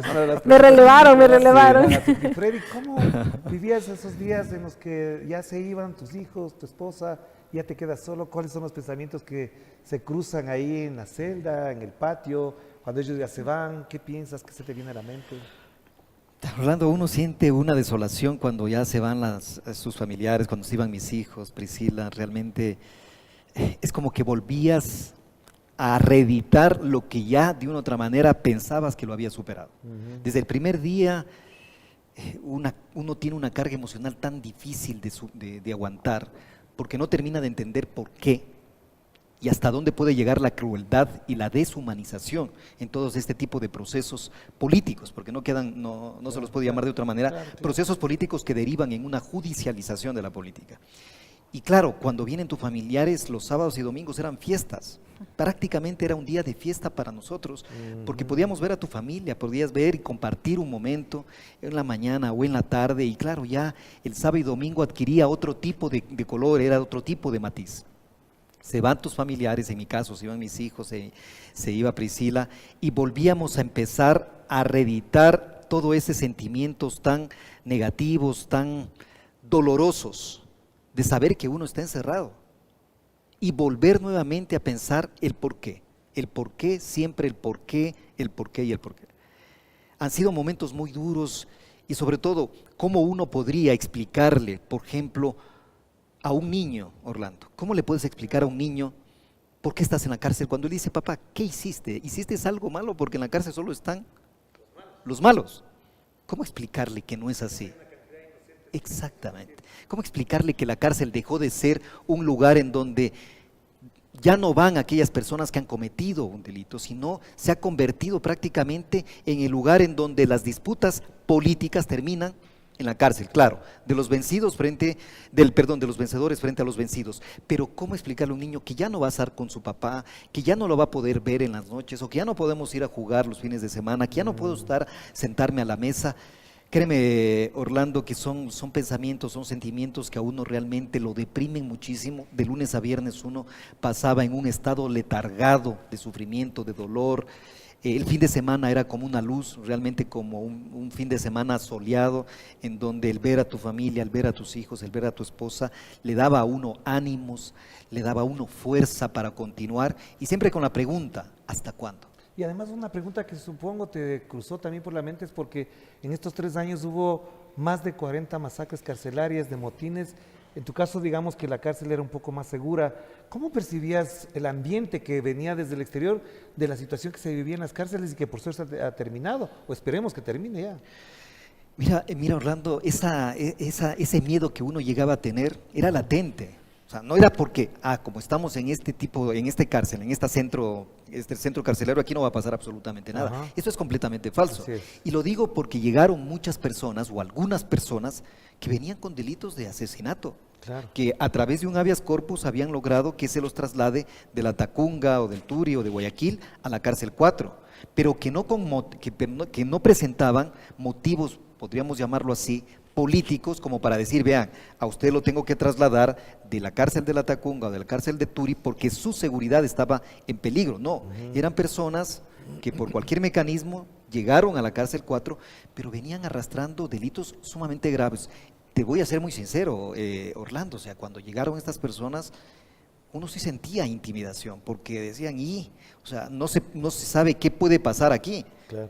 Porque la cárcel 4 tiene menores, llamémosles así, un poco más de confianza, diríamos así, entre todos los compañeros, tenemos un poco más de confianza, pero justamente esa confianza puede generar también que uno se relaje, que ya no esté tan a la defensiva, llamémosle así, y podría pasar cualquier cosa. Claro, claro. Entonces, uno siempre vivía con ese miedo, con esa tortura, yo lo llamo así, tortura psicológica constante, de que puede ser el último día, de que no es nada seguro. Si en las cárceles se produjeron este tipo de masacres carcelarias, ¿por qué la cárcel 4 iba a ser una excepción? Lo mismo, claro, podría pasar en cualquier momento. Y Priscila, a propósito de esto, ¿cómo vivías esta situación de llegar a un espacio donde estaba vigilado? ¿Cómo te sentías, además de lo que ya has contado de afuera, pero entrar a la cárcel? ¿Cómo fue esa experiencia para ti? Uy, es una experiencia horrible, yo creo que es horrible, o sea, realmente es dura, muy dura. Y puedo entender a los familiares, padres, familia, hijos, cuando ingresas por primera vez, bueno, yo creo que ves una cárcel es muy gris, muy oscura. Yo creo que realmente ahí no hay alegría porque ves mucha tristeza ahí. Tratar de cambiar el mundo por tus hijos, yo creo que eso es lo que movió todo, ¿no? Tratar de que tus hijos no vean esos colores tan oscuros, de ese mundo tan oscuro, sino que más bien para él sea un día de alegría, y así se convirtió. Realmente cada sábado o domingo que podíamos ir a ver a Freddy, para ellos era su día libre, su viaje de cada fin de semana, porque viajábamos 40 minutos, una hora más o menos, de la casa a la cárcel 4, entonces realmente era cada sábado, ya nos vamos a la cárcel, nos vamos a las cárceles, nos vamos a la cárcel. Entonces llegó un momento incluso que los niños decían, tenían un cumpleaños un sábado y decía, tenemos un cumpleaños, entonces yo les decía, bueno, ¿quieren ir al cumpleaños o quieren ir a ver al papá? Y ellos decían, bueno, le mandamos el regalo, vamos a verlo al papi. O sea, imagínate, llegaron a preferir una cárcel a pasar con todos sus compañeros. Entonces, es muy duro que te revisen, que te toquen, que te requisen, ver desde adentro también intimidaciones, porque siempre por lo general policías, guías, siempre adentro en las cárceles, siempre son como que más autoridad, entre comillas, los directores. Entonces yo tengo el derecho de manejar la vida de aquí, entonces tú tienes que callarte, tú tienes que silenciarte, y no podía decir nada de lo que pase adentro, porque si no, el que pagaba los platos rotos era Freddy. Entonces a mí muchas veces me costó incluso controlar mi carácter, y no decirle nada. Varias veces incluso me peleé con varios personas, incluso un teniente de la policía que estuvo ahí con armas dentro de la cárcel cuando no podía estar ahí, pero era asesor de un director, creo que era Carolis, que estuvo ahí en la cárcel, y que me dijo que por qué yo saludo a un preso, que por qué yo lo saludaba. O sea, inclusive llegarte a prohibir que le saludes a un preso, a una persona que está ahí, o sea, todo mundo, o sea, merece un saludo. Entonces llegamos a discutir incluso por eso. Entonces yo creo que ese mundo te forja, te hace más fuerte, y yo creo que por eso a veces es mi carácter. Muchas veces me dicen, es terrible, es que no se puede platicar, es fuerte, ¿cómo me vas a decir la palabra favorita? Es incontrolable, es así y todo. Intolerable, sí. Entonces no se puede hablar con ella, no se puede discutir. Lo que pasa es que para entrar a una cárcel, pararte, o incluso donde las autoridades con los jueces, te toca ser dura. Y no dejarte ganar el tema de esa autoridad, sino decirle, ¿por qué yo tengo que respetar a esas disque autoridades cuando ellos no han respetado mi vida, la de mi familia, la de mis hijos, y han hecho lo que les da la gana, perdóname, con la ley y la Constitución? Claro. Entonces, ¿por qué tengo que yo darles respeto a esas personas cuando a nosotros no nos respetan? Entonces yo realmente nunca les miraba más arriba, siempre igual o más abajo por últimas, porque eso es lo que son. Claro. Y así creo que hay que tratar. Freddy, en función de esto que estamos hablando, y para cerrar la parte, digamos, más anecdótica, cuando estuve visitándote estaba Pablo Celi ahí. Sí. Él fue sentenciado a 8 años. Y estuvo menos tiempo que estuvo. 13. En 13, instancia, perdón, 13 años, sí. 13 años, ¿verdad? Sí. Esa relación con personajes como Pablo Celi, ¿cómo te percibían, cómo te veían? Tomando que eran prácticamente de los dos bandos contrarios, porque el señor Pablo Celi es el que forjó una serie de cosas y además fue el aparato político persecutor que te llevó a la cárcel. ¿Cómo fue esa relación ahí? Por ejemplo, con este personaje, porque también estaba Capaya, el señor Carlos Pareja Llanuselli también estaba Carlos ahí. Pareja Llanuselli, Santiago Rivadeneira, que también está ahí. Bueno, estaba Pablo, el hermano Esteban Celi. Mira, y además ahí se suicidó el hermano sí, de ajá. José Augusto Briones. A José Augusto Briones fue el que se suicidó y el hermano Adolfo Augusto Briones fue el que estuvo ahí. Ajá. De hecho, yo pernocté, yo viví ahí en la misma celda con ellos. Uh-huh. Y mira, yo creo que es como, a veces hay códigos implícitos en la cárcel, y uno de ellos es que al llegar tú, al ingresar o al estar en la cárcel, nadie averigua por qué estás ahí, a no ser que tú voluntariamente quieras explicarlo y decir cuáles son las condiciones en las que te encuentras. Pero por lo regular uno respeta muchísimo eso de que estés por lo que estés, estamos en la misma condición.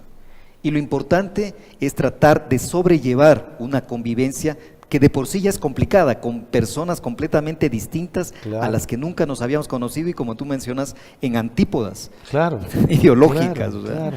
Pablo es de una tendencia que es completamente distinta a la mía, y adicionalmente yo venía producto de una situación en donde directamente yo he sido muy crítico, muy cuestionador del gobierno de Lenín Moreno, entonces, y él en cambio, él era muy allegado. Así ¿Y pudieron ahí confrontar o llegar a niveles de comprensión de lo que vivía cada uno? Sí, por supuesto. O sea, creo que la misma convivencia te obliga a ser primero más solidario, sobre todo más comprensive de las situaciones o de los distintos problemas que uno presenta al interior de la cárcel. Pero algo creo que es muy importante, a la final llegamos a compartir más bien yo diría un objetivo en común.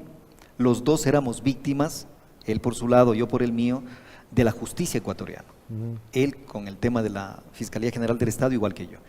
Pero veíamos y sentíamos, y él se daba cuenta también de que la situación de la justicia en el Ecuador indudablemente le estaba pasando una factura cuando él había estado de esa parte. Claro. En mi caso, indudablemente, creo que compartimos una lucha y sobre todo vio el esfuerzo que hacíamos día a día, es Priscila y yo principalmente, en el sentido de aguantar una arremetida que lo hicieron a través de Priscila, pero también en donde había la amenaza cierta de que en cualquier momento o me mandaban de traslado o generaban algún tipo de conducta, con lo cual de tratar de intimidarme a efectos de que yo pueda generar una influencia o presionarla a mi esposa para que se mantenga al margen o que baje el tono de la protesta o de la disputa. Se lo vivía día a día, o sea, era una tensión, créeme, Orlando, de que el día a día para mí era un día ganado. El día de mañana, si no pasaba nada, ya era un día en donde me sentía con alivio. Al día siguiente ya era la misma dinámica. ¿Y qué pasará? ¿Y qué pasará? ¿Y qué pasará? Y claro, víctima, como sabemos, de un sistema en donde cómo lo usan, de la forma en que lo usan, con una justicia completamente manipulada, subyugada, obviamente. La mayoría, por no decir casi todos los jueces, yo hasta en este punto me atrevería a decir la mayoría o casi todos los jueces están comprometidos, tienen rabo de paja, no se atreven a impartir efectivamente justicia porque saben que al día siguiente tendrán. Pero además, que no me acuerdo si uno de los dos mencionaba cuando salías en libertad que no sé si son dos o uno de los jueces que te supuestamente sentenciaron están presos. Exactamente. Y no solo eso, o sea, a ver, el que se inventó el lapsus de formalidad, una situación que en derecho penal no existe. No existe el lapsus de formalidad. Protegiendo a la fiscal. Exactamente, no existe. O cometes una violación al procedimiento, que es un procedimiento muy importante, por eso le llamamos un debido proceso. Si cometes una violación a ese procedimiento, como estamos en materia penal, inmediatamente se tiene que declarar la nulidad, inclusive por los principios pro homine, por los principios del indubio pro reo, bueno, y una serie de principios que protegen a la persona sometida a un proceso penal. En ese caso no existe un lapsus de formalidad, peor hablar de un error informático. Y la persona que lo hizo, para tapar, para, llamémoslo así, encubrir los errores de la Fiscalía General del Estado, ahora se encuentra preso. Él es el juez que me juzgó. ¿Cómo se llama se inventó? Wilman Terán, el que se inventó el tema del lapsus de formalidad y el error informático, el que conoció algunos de mis procesos, sobre todo de habeas corpus, en los que a todos negó. Y mire cómo es la vida, que a la final se encarga de cobrar las cuentas a quienes hayan cometido este tipo de actos. Cuando él estuvo en la cárcel 4, los propios compañeros jueces le hicieron lo mismo que él me hacía a mí. Le negaban absolutamente todo, absolutamente todo. ¿Y te encontraste con él ahí? Sí. ¿Y hablaron? ¿Reconoció el error? Primero me evadía, siempre me evadía. Me evadía, creo que él sabía y tenía vergüenza de lo que había hecho. Ya. Inclusive con el otro compañero que él tenía, Alex Palacio, en algún momento reconoció y me dijo, ¿sabes qué? Contigo realmente se equivocaron los jueces, me lo dijo él. Ya. Wilman Terán siempre lo veía como una persona que evadía darme la cara y sobre todo aceptar que se equivocó. ¿Pero llegaron a hablar o no? No. A ver, para cerrar, digamos, esta parte, no quiero dejar de mencionar, sí quisiera hacer una pregunta para los dos. ¿Cuál es el principal aprendizaje que ustedes tienen? En pocas palabras, para pasar al otro, que efectivamente hay varias preguntas que tengo por acá. ¿Cuál es el principal aprendizaje para ti, Priscila, de toda esta época, de este momento y de la salida, de los días que han pasado, desde el 15 de mayo, ahora 19, 4 días? ¿Cuál es el principal aprendizaje? Yo creo que es valorar los principios, la lealtad.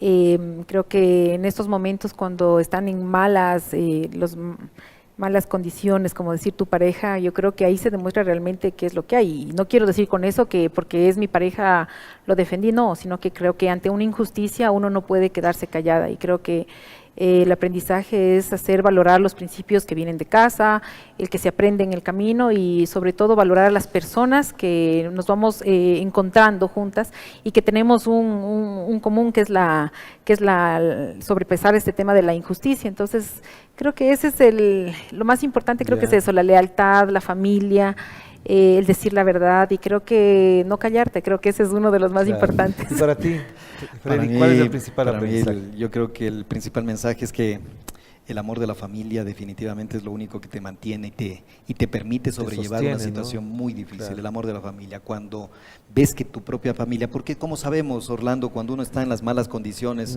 como el refrán lo dice, del árbol caído todo mundo hace leña, efectivamente. Y en las malas se conoce a los verdaderos amigos, parientes y demás. Exactamente, en las malas se conocen a los verdaderos amigos, a la familia que está junto a ti. Hubieron muchísimas personas que siempre a través de Priscila hacían llegar su mensaje de que estaban conmigo, de que estaban preocupados por mí, de que estaban atentos a lo que me sucedía. Mi familia unida como nunca lo había estado, sobre la base del dolor, del sufrimiento, nos unimos más. Mis padres siempre constantemente preocupados por mí, mis hermanos. Aquí está tu madre además. Sí, justamente. Está aquí, sí, les queremos agradecer que nos acompañen. Un abrazo también solidario para ellos que se encuentran aquí. ¿Cómo vivir ese momento con los padres después de todo esto? ¿Cómo los ves? ¿Se envejecieron? Sí, por supuesto. El dolor pasa factura. Claro. El sufrimiento de ver a tu hijo preso, el sufrimiento de no saber si, como digo, al día siguiente seguirá todavía ahí, si le llegará a pasar algo, si podrá tener un atentado, sobre todo porque yo era un objetivo político del actual fiscal general, de los actuales jueces. Entonces, para un padre eso es un dolor muy, muy, muy, muy, muy fuerte, que algunos inclusive no les permiten sobrellevar, no les permiten superar. Gracias a Dios, y tengo que decirle, mis padres se encuentran conmigo, me ha permitido la vida y Dios sobre todo que al salir pueda seguir con ellos, estar con ellos, darles un fuerte abrazo. Porque hay muchas personas que incluso están fuera del país y no han podido asistir al velorio de sus padres, otros aquí incluso presos no han podido acompañar a sus familiares en eso. Priscila, entonces pasemos a lo otro, ya en función de todo lo que se ha vivido. Primero, no hay una sentencia ejecutoriada. Hasta ahora podríamos decir que Freddy Carrión es inocente porque no hay una sentencia ejecutoriada. ¿Qué implica eso judicialmente y en función de las demandas que ustedes han advertido que se podrían poner y que ya se han instaurado y se han desarrollado en el exterior? Sí, es importante explicar a la ciudadanía, los jueces de la Corte Nacional, primero, Freddy Carrión va a la Corte Nacional porque era autoridad, tenía fuero de Corte Nacional y por eso la que lo investigaba era la propia Fiscal General del Estado. Durante todo este tiempo hay que decir que no hubo sentencia de la supuesta víctima, ninguna denuncia particular de ella, que Freddy Carrión sale caducada la prisión preventiva durante 3 años, sale sin sentencia ejecutoriada, quiere decir que goza de presunción de inocencia hasta el día de hoy, y que bueno, y que también se ha evidenciado un montón de irregularidades, ilegalidades, y entre ellos hay prevaricato de los jueces, judiciales, existe fraudes procesales, que existen incluso adulteración de partes policiales, documentos forjados.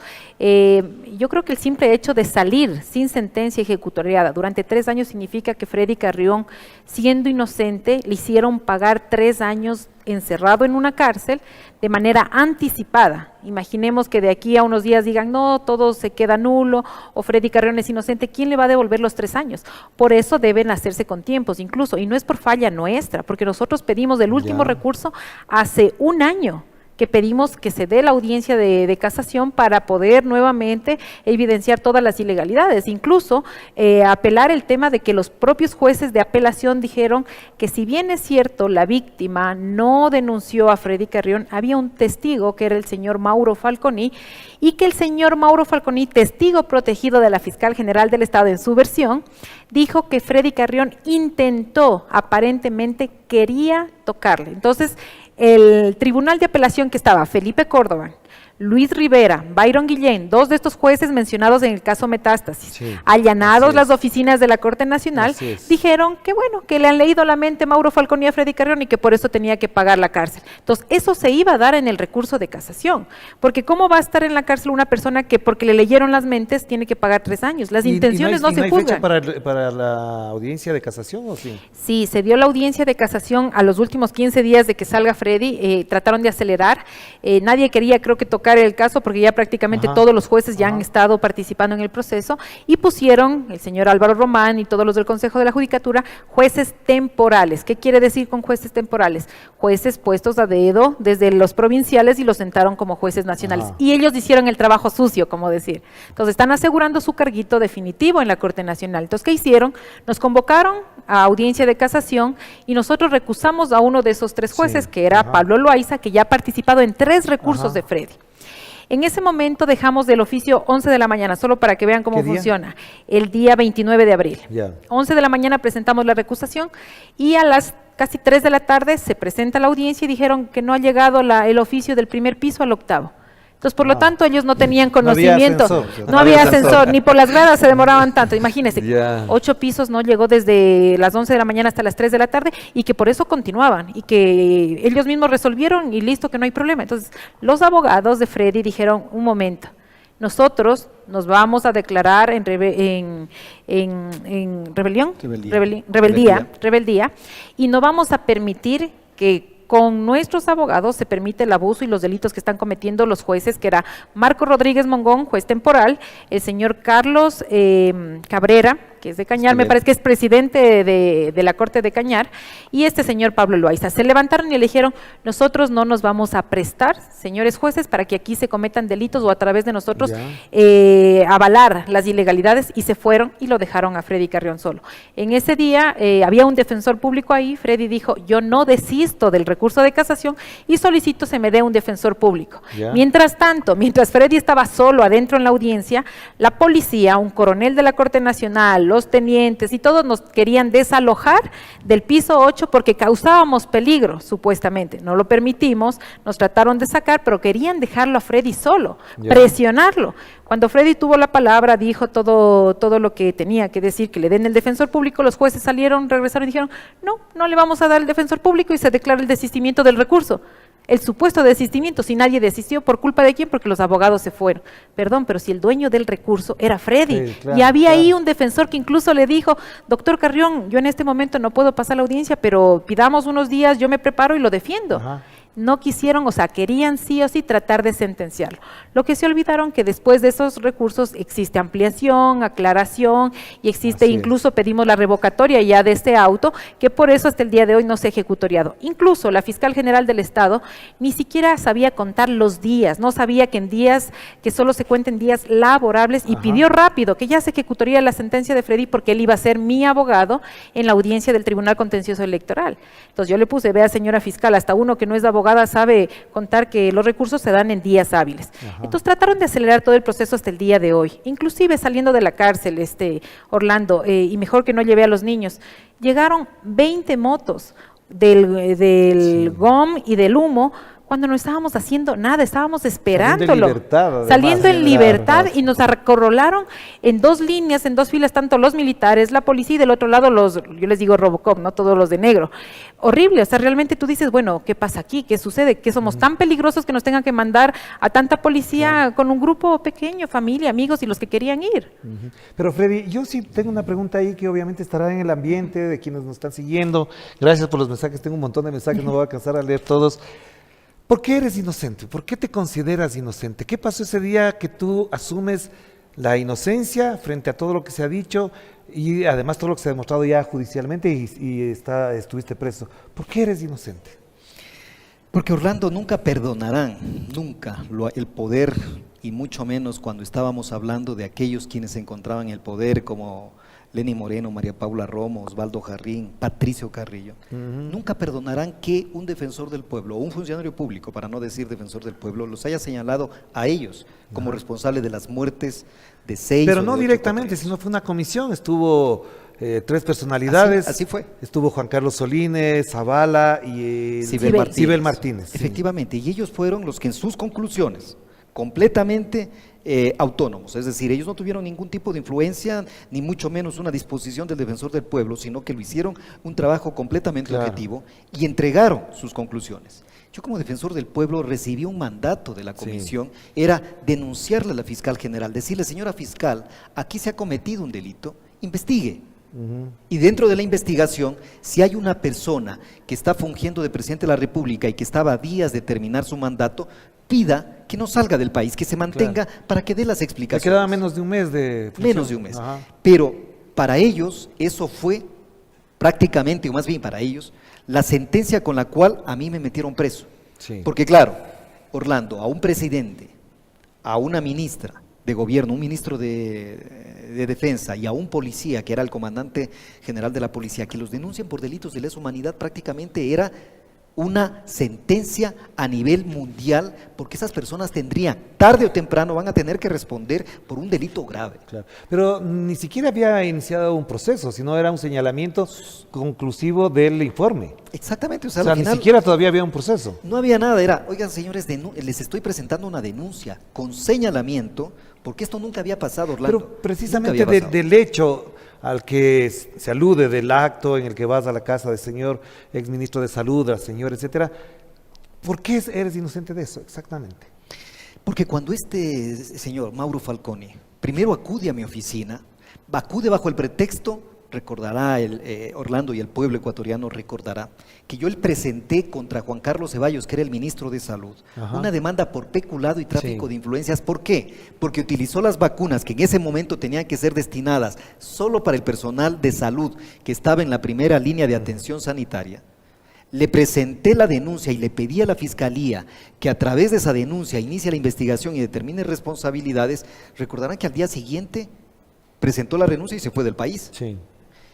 Ese fue el pretexto para que Mauro Falconi, que venía siendo destituido por Lenín Moreno, se acerque a mi oficina y me diga, yo tengo la lista. La lista de quiénes se vacunaron y que eso constituía un delito, porque era peculado, utilizar bienes públicos para provecho propio.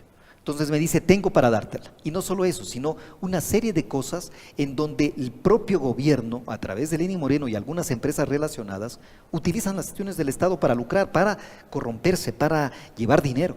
Entonces, claro, si me dice que me va a presentar eso y yo estaba con toda, inclusive había presentado ya a la propia justicia un habeas data para que se me entregue la información. Así es, o sea, no es que eso se les olvida a muchos medios, ¿no? A muchos medios esa partecita que es muy importante se les olvida. Porque a mí yo presenté en el habeas data. Dije, señor, necesito que me entregue la información de la lista de personas que están o que se habían vacunado ilegalmente.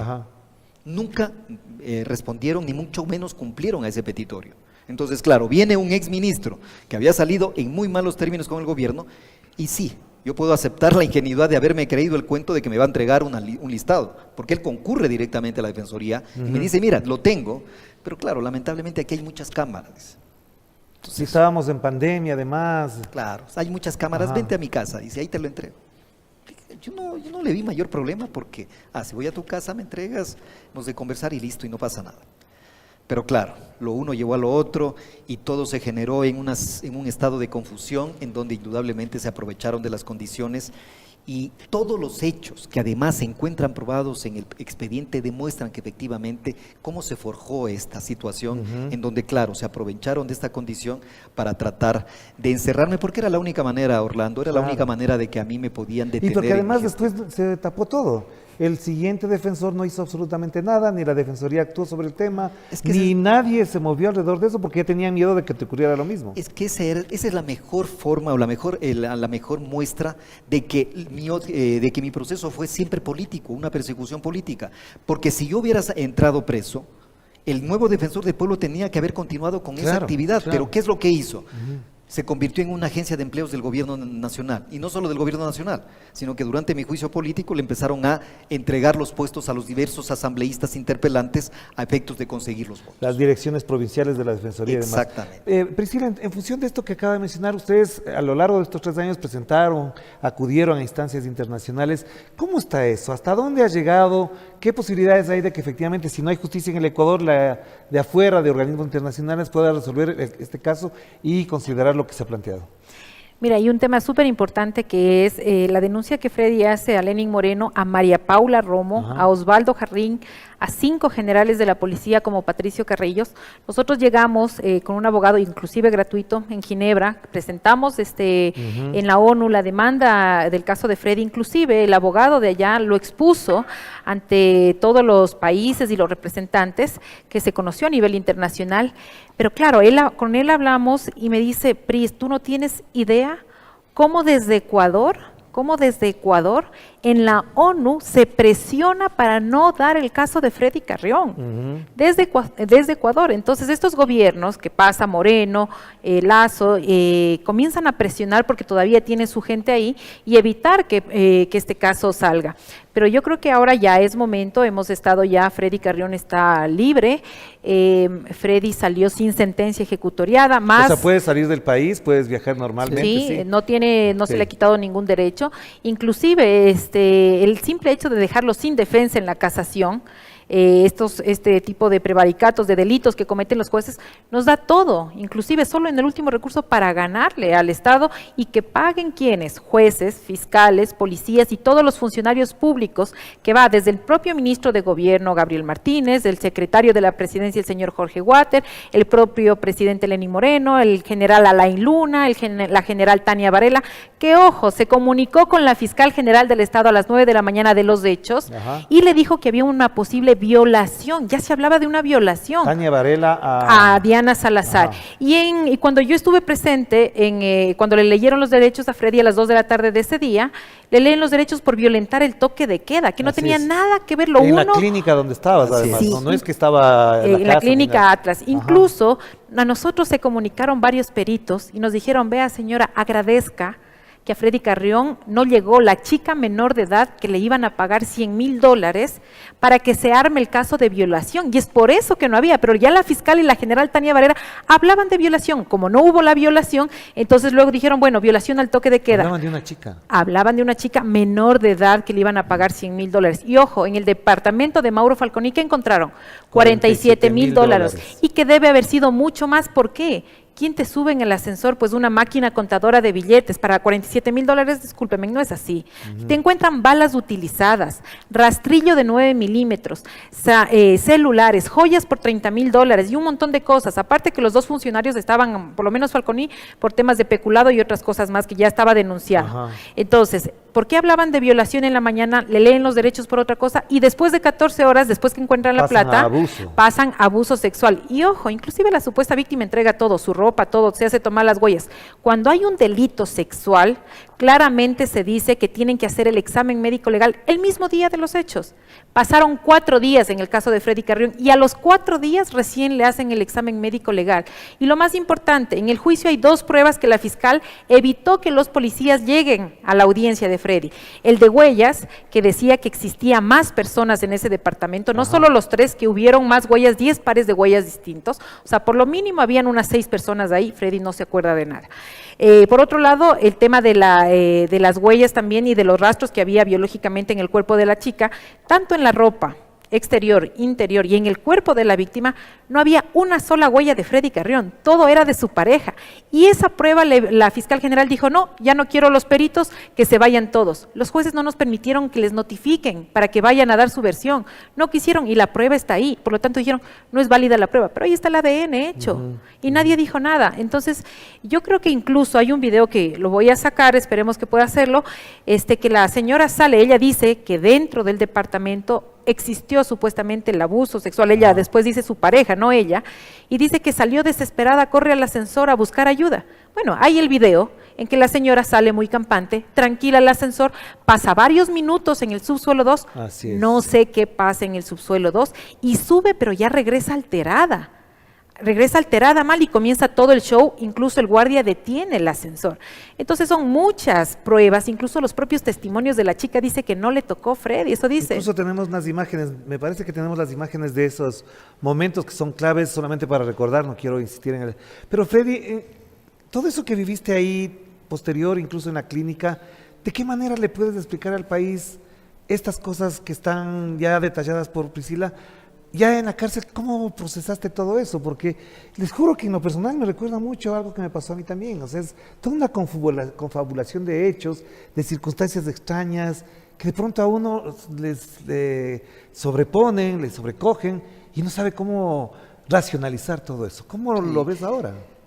Mira, Orlando, cuando uno estaba, o al menos los primeros días en los que yo ya permanecía detenido, tenía tanta rabia, tanta indignación, porque es algo que no tiene ningún tipo de calificativo, ser miserables, esa es la palabra, ser miserables para utilizar algo tan delicado.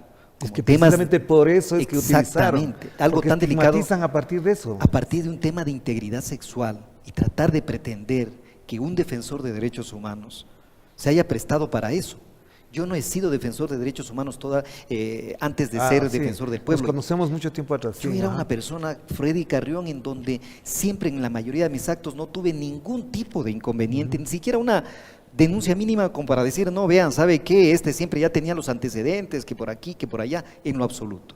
Y llegar a presentar un delito de esta naturaleza era con el fin, obviamente, de que yo no me levantara de eso. Y con un elemento adicional, de que mi propia mujer, mi propia esposa, obviamente me abandonara, porque es un delito de carácter sexual que una mujer no podría estar al lado de una persona que efectivamente comete ese tipo de delitos.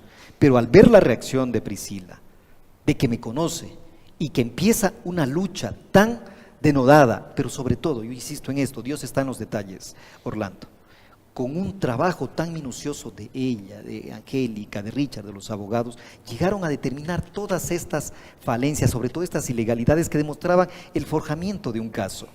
Claro, a simple vista, cuando salieron las imágenes, los videos, yo ya estaba condenado. Claro, porque además los medios de comunicación, entre ellos algunos que ahora se llaman éticos y demás y que luchan por la justicia, ya te condenaron.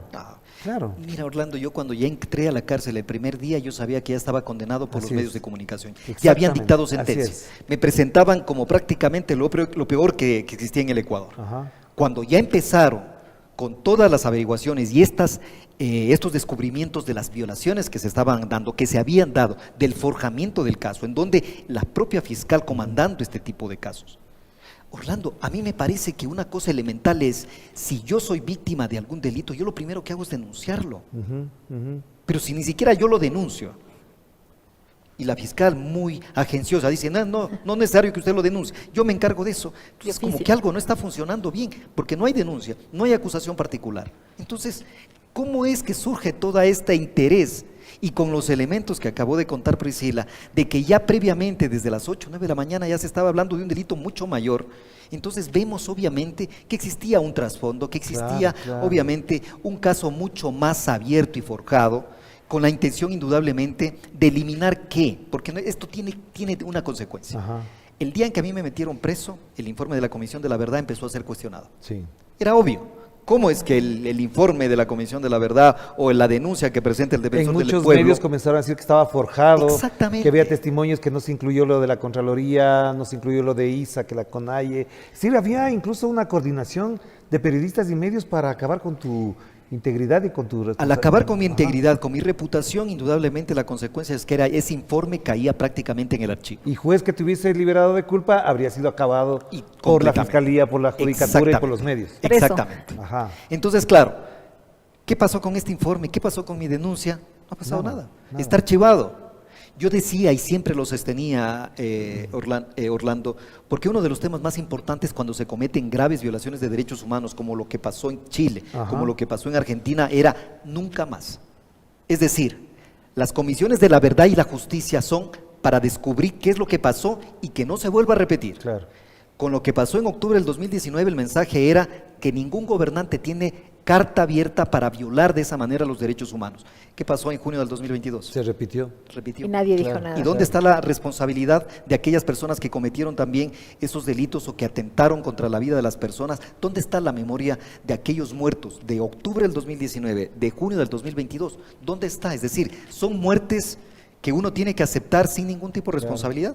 Son más de 11 muertes, ¿verdad? 11 muertes, claro. Así es. Priscila, para cerrar entonces, porque se nos fue el tiempo y creo que vale la pena escucharles en esta dimensión.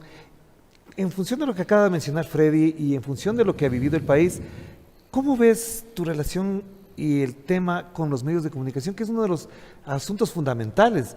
No te han tratado bien, sé que hay hostigamiento, en las entrevistas incluso te han querido echar cascaritas para que caigas sobre los temas incluso de la intimidad, de sus relaciones personales.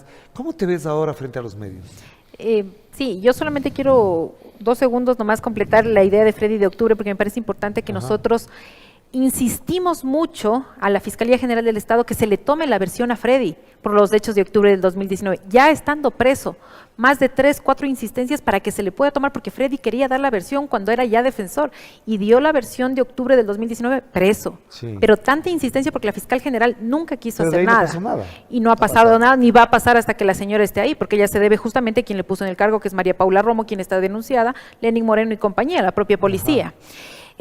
Y bueno, yo creo que, como dijo Freddy al inicio, todos los medios hicieron un linchamiento mediático, la mayoría, en el cual ya se convirtieron en jueces y así lastimosamente se ha convertido el país, en que los medios de comunicación ya te dicen cuál es culpable y cuál es inocente, sin ver expedientes y ver nada.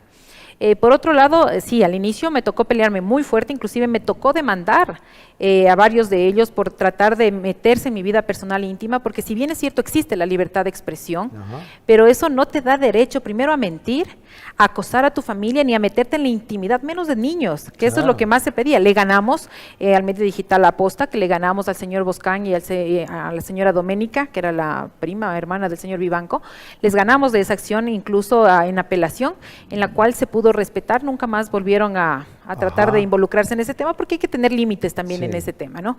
Y por otro lado, creo que la verdad nos ha permitido, y hay que agradecer a los medios como Radio Pichincha y otros medios digitales que nos abrieron la oportunidad de contrastar información.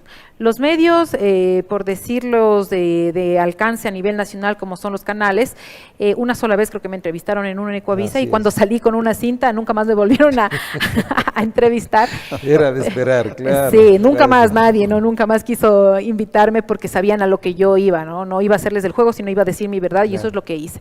Entonces yo creo que durante todo este tiempo nos tocó pelear mucho, tanto con las autoridades y el poder estatal, como con los medios de comunicación, que son del otro poder, son los sicarios de tinta que les llamamos, ¿no? No todos, porque sí hay ética y hay muchos profesionales. Coordinaban muy bien con Guillermo Lazo, con Lenín Moreno. Y hasta la fecha de hoy, si ustedes se dan cuenta, nuestras denuncias, hay pruebas, hay documentos, el tema del plagio de la fiscal, el tema del fraude procesal y todas las otras denuncias a los jueces que utilizan despachos de jueces que fallecieron hace 8 años y que hasta ahora siguen ahí mismo para poner a sus amigos. Están las denuncias ahí, están las pruebas que ponen a jueces temporales por minutos, por horas, cada día para casos específicos.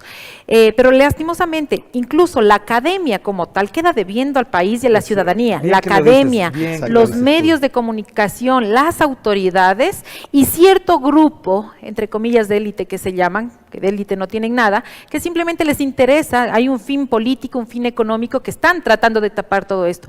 Pero realmente yo creo que hay que nosotros llevar a estos espacios súper importantes, que también hacemos una gran cobertura nacional. Y ojo, los ciudadanos ya no somos tontos, no somos tontos. La gente piensa. Además sientan un gran precedente. Se nos termina el tiempo y yo tengo una pregunta muy particular para Freddy, con el mayor respeto. Eres una figura pública, se reivindica tu condición en este momento de víctima, de persecución, estás libre más allá de lo que pueda ocurrir, eres una figura pública. ¿Hay en tu futuro inmediato ser candidato a la presidencia, a la asamblea, para reivindicar desde ahí esta lucha? ¿Te ves en esa línea? Te digo con el mayor respeto para provocar la conversación y cerrar. Mira, Orlando, yo creo que mi caso, lo que yo he pretendido siempre es que mi caso no se vuelva a repetir. Sí. Si eso involucra que esté en tal o cual función para que eso llegue a pasar, efectivamente estaré. Pero mi función, mi objetivo fundamental es que esto no le vuelva a pasar a ningún ecuatoriano. Porque las cárceles, como lo habíamos dicho en un inicio, Orlando, las cárceles están llenas de muchas personas inocentes. Y la tragedia que una persona inocente vive en las cárceles, eso es algo inhumano y que no podemos permitir. Y es a veces irreparable. Porque hay gente que estaba con la boleta de libertad, ya estaba libre, con el papel, y le mataron en la cárcel, claro. Entonces yo creo que el país le debe a esas personas, porque uno de los principios básicos de un Estado de Derecho, no de ahora, esto lo ha logrado el Estado de Derecho a través de años de luchas y de conquistas sociales, en donde muchas personas han perecido justamente por los principios que hoy rige, que es la presunción de inocencia, que es no permitir bajo ningún punto de vista que un inocente pise una cárcel. En el momento en que una sola persona, un inocente, esté en la cárcel, se está cuestionando y se está resquebrajando el propio Estado de Derecho. Y se afecta a la democracia, con que un día una persona esté presa siendo inocente ya es grave. Exactamente. Les agradezco muchísimo, de verdad, de todo corazón. Orlando, muy amables por estar aquí. Toda mi solidaridad, lo digo con absoluta franqueza, siempre creí en la inocencia de Freddy, estuvimos muy empapados del tema, nos revisamos el proceso. Priscila ha sido un soporte fundamental para incluso entender periodísticamente, digo yo, esta situación, y por supuesto mi solidaridad con ustedes, con su familia, adelante, porque también hemos sido parte de esta persecución y entendemos lo que ustedes han vivido. Así que gracias por estar aquí con nosotros. Gracias, Orlando, a ti. Abrazo. Y gracias con ustedes. Vamos a hacer una pequeña pausa, venimos con el resumen de la semana y enseguida después volveremos con los comentarios. Hay bastantes personas conectadas, me acaban de mencionar muchas personas que se solidarizan con Fred y con Priscila, y por supuesto, más allá de lo personal, de lo afectivo, de lo familiar, constituye un ejemplo de esa resistencia pacífica, sin violencia, para solventar un principio fundamental de la democracia, la libertad y el respeto a los derechos humanos. Vamos a la pausa. Otro relato, el espacio para pensar en voz alta. El informe de la Nación es uno de los hechos destacados de esta semana. Será el próximo 24 de mayo. Lo que se conoce hasta el momento es que habrá alrededor de 600 invitados, entre funcionarios del Estado, legisladores y cuerpo diplomático acreditado. El evento se desarrollará desde las 11 de la mañana en el Salón Plenario Nela Martínez de la Asamblea Nacional. La actividad se realiza al día siguiente de que Daniel Noboa cumple 6 meses de gestión. Y aunque todavía se desconoce el tiempo de duración, fuentes de la presidencia aseguraron que abordará temas como seguridad social, infraestructura y economía. Un día antes del informe, es decir, el 23 de mayo, la Corte Internacional de Justicia emitirá la resolución sobre medidas provisionales pedidas por México contra Ecuador. Esto debido al asalto a la embajada mexicana ordenado por el presidente Daniel Noboa con el objetivo de llevarse preso al ex vicepresidente Jorge Glass. Entre las peticiones de México está exigir a Quito tomar medidas apropiadas e inmediatas para proporcionar la plena protección y seguridad a las instalaciones diplomáticas, su propiedad y archivos, previniendo de cualquier forma una intrusión contra ellas. También solicitan que se despeje los edificios diplomáticos y la residencia privada de los agentes diplomáticos mexicanos en Ecuador. Esta semana en la Asamblea Nacional también se prevé que se debata sobre la conformación de la comisión multipartidista que tratará los proyectos de la consulta popular. Las conversaciones políticas entre los coordinadores de bancadas sugieren que el próximo martes el tema sea incluido en la agenda del Pleno para su conformación. Y aunque continúa resaltando que la crisis energética no ha sido superada, el ministro de Energía encargado aseguró que esta semana tampoco habrá apagones. Indicó que va a realizarse mantenimiento en Guayas, Los Ríos, Manabí y Sucumbíos. Debido a esto, existe la posibilidad de que haya cortes de energía en Durán, Lago Agrio y Portoviejo. Dijo que los horarios serán socializados a través de la página del Ministerio de Energía 24 horas antes de los cortes. Otro relato, el espacio para pensar en voz alta.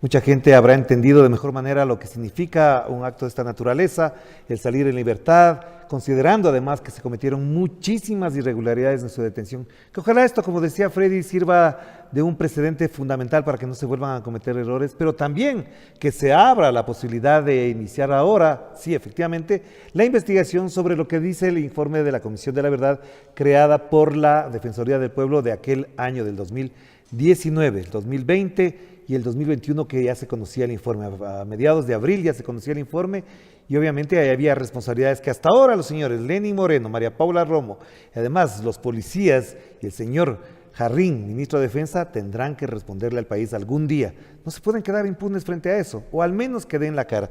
Y gracias también a los mensajes de Angelita Viteri, un saludo desde Francia, por supuesto. Julia Ortega, saludos desde Azogues. Gracias a Fernando Barreto, también desde el sur de Quito, desde Guamaní. Gracias, un gran baluarte, el defensor del pueblo, dice él. Acá tengo otro mensaje más que no se me abre, pero aquí está.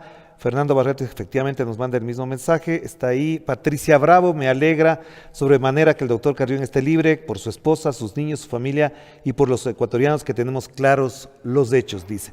Son las 8 de la noche, 20 horas con 38 minutos, queremos cerrar esta edición que se está haciendo ya costumbre para algunas personas que hasta ahora se instalan para observar, para comentar y reflexionar con este trabajo periodístico profesional de un equipo que le agradezco de todo corazón.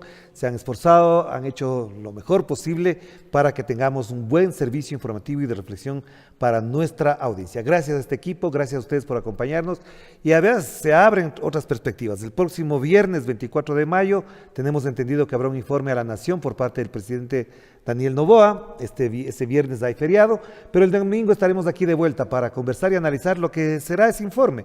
Ojalá tengamos buenas noticias, no tengamos más insultos, tengamos datos relevantes de la realidad, datos comprobados de la realidad para poder reflexionar sobre los hechos, sobre la realidad, sobre los datos, las cifras, sobre las métricas y no sobre las alusiones, los insultos o las insinuaciones que no ayudan para entender este país. Así que el próximo domingo estaremos comentando el informe de la Nación y estaremos pendientes también de lo que ocurra durante esta semana.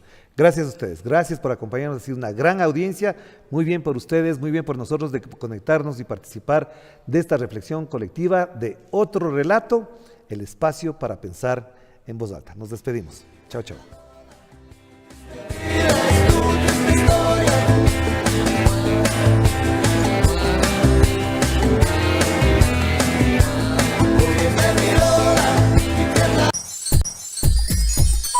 Programa clasificación O de opinión. Categoría A, apto para todo público. Programa clasificación O de opinión. Categoría A, apto para todo público.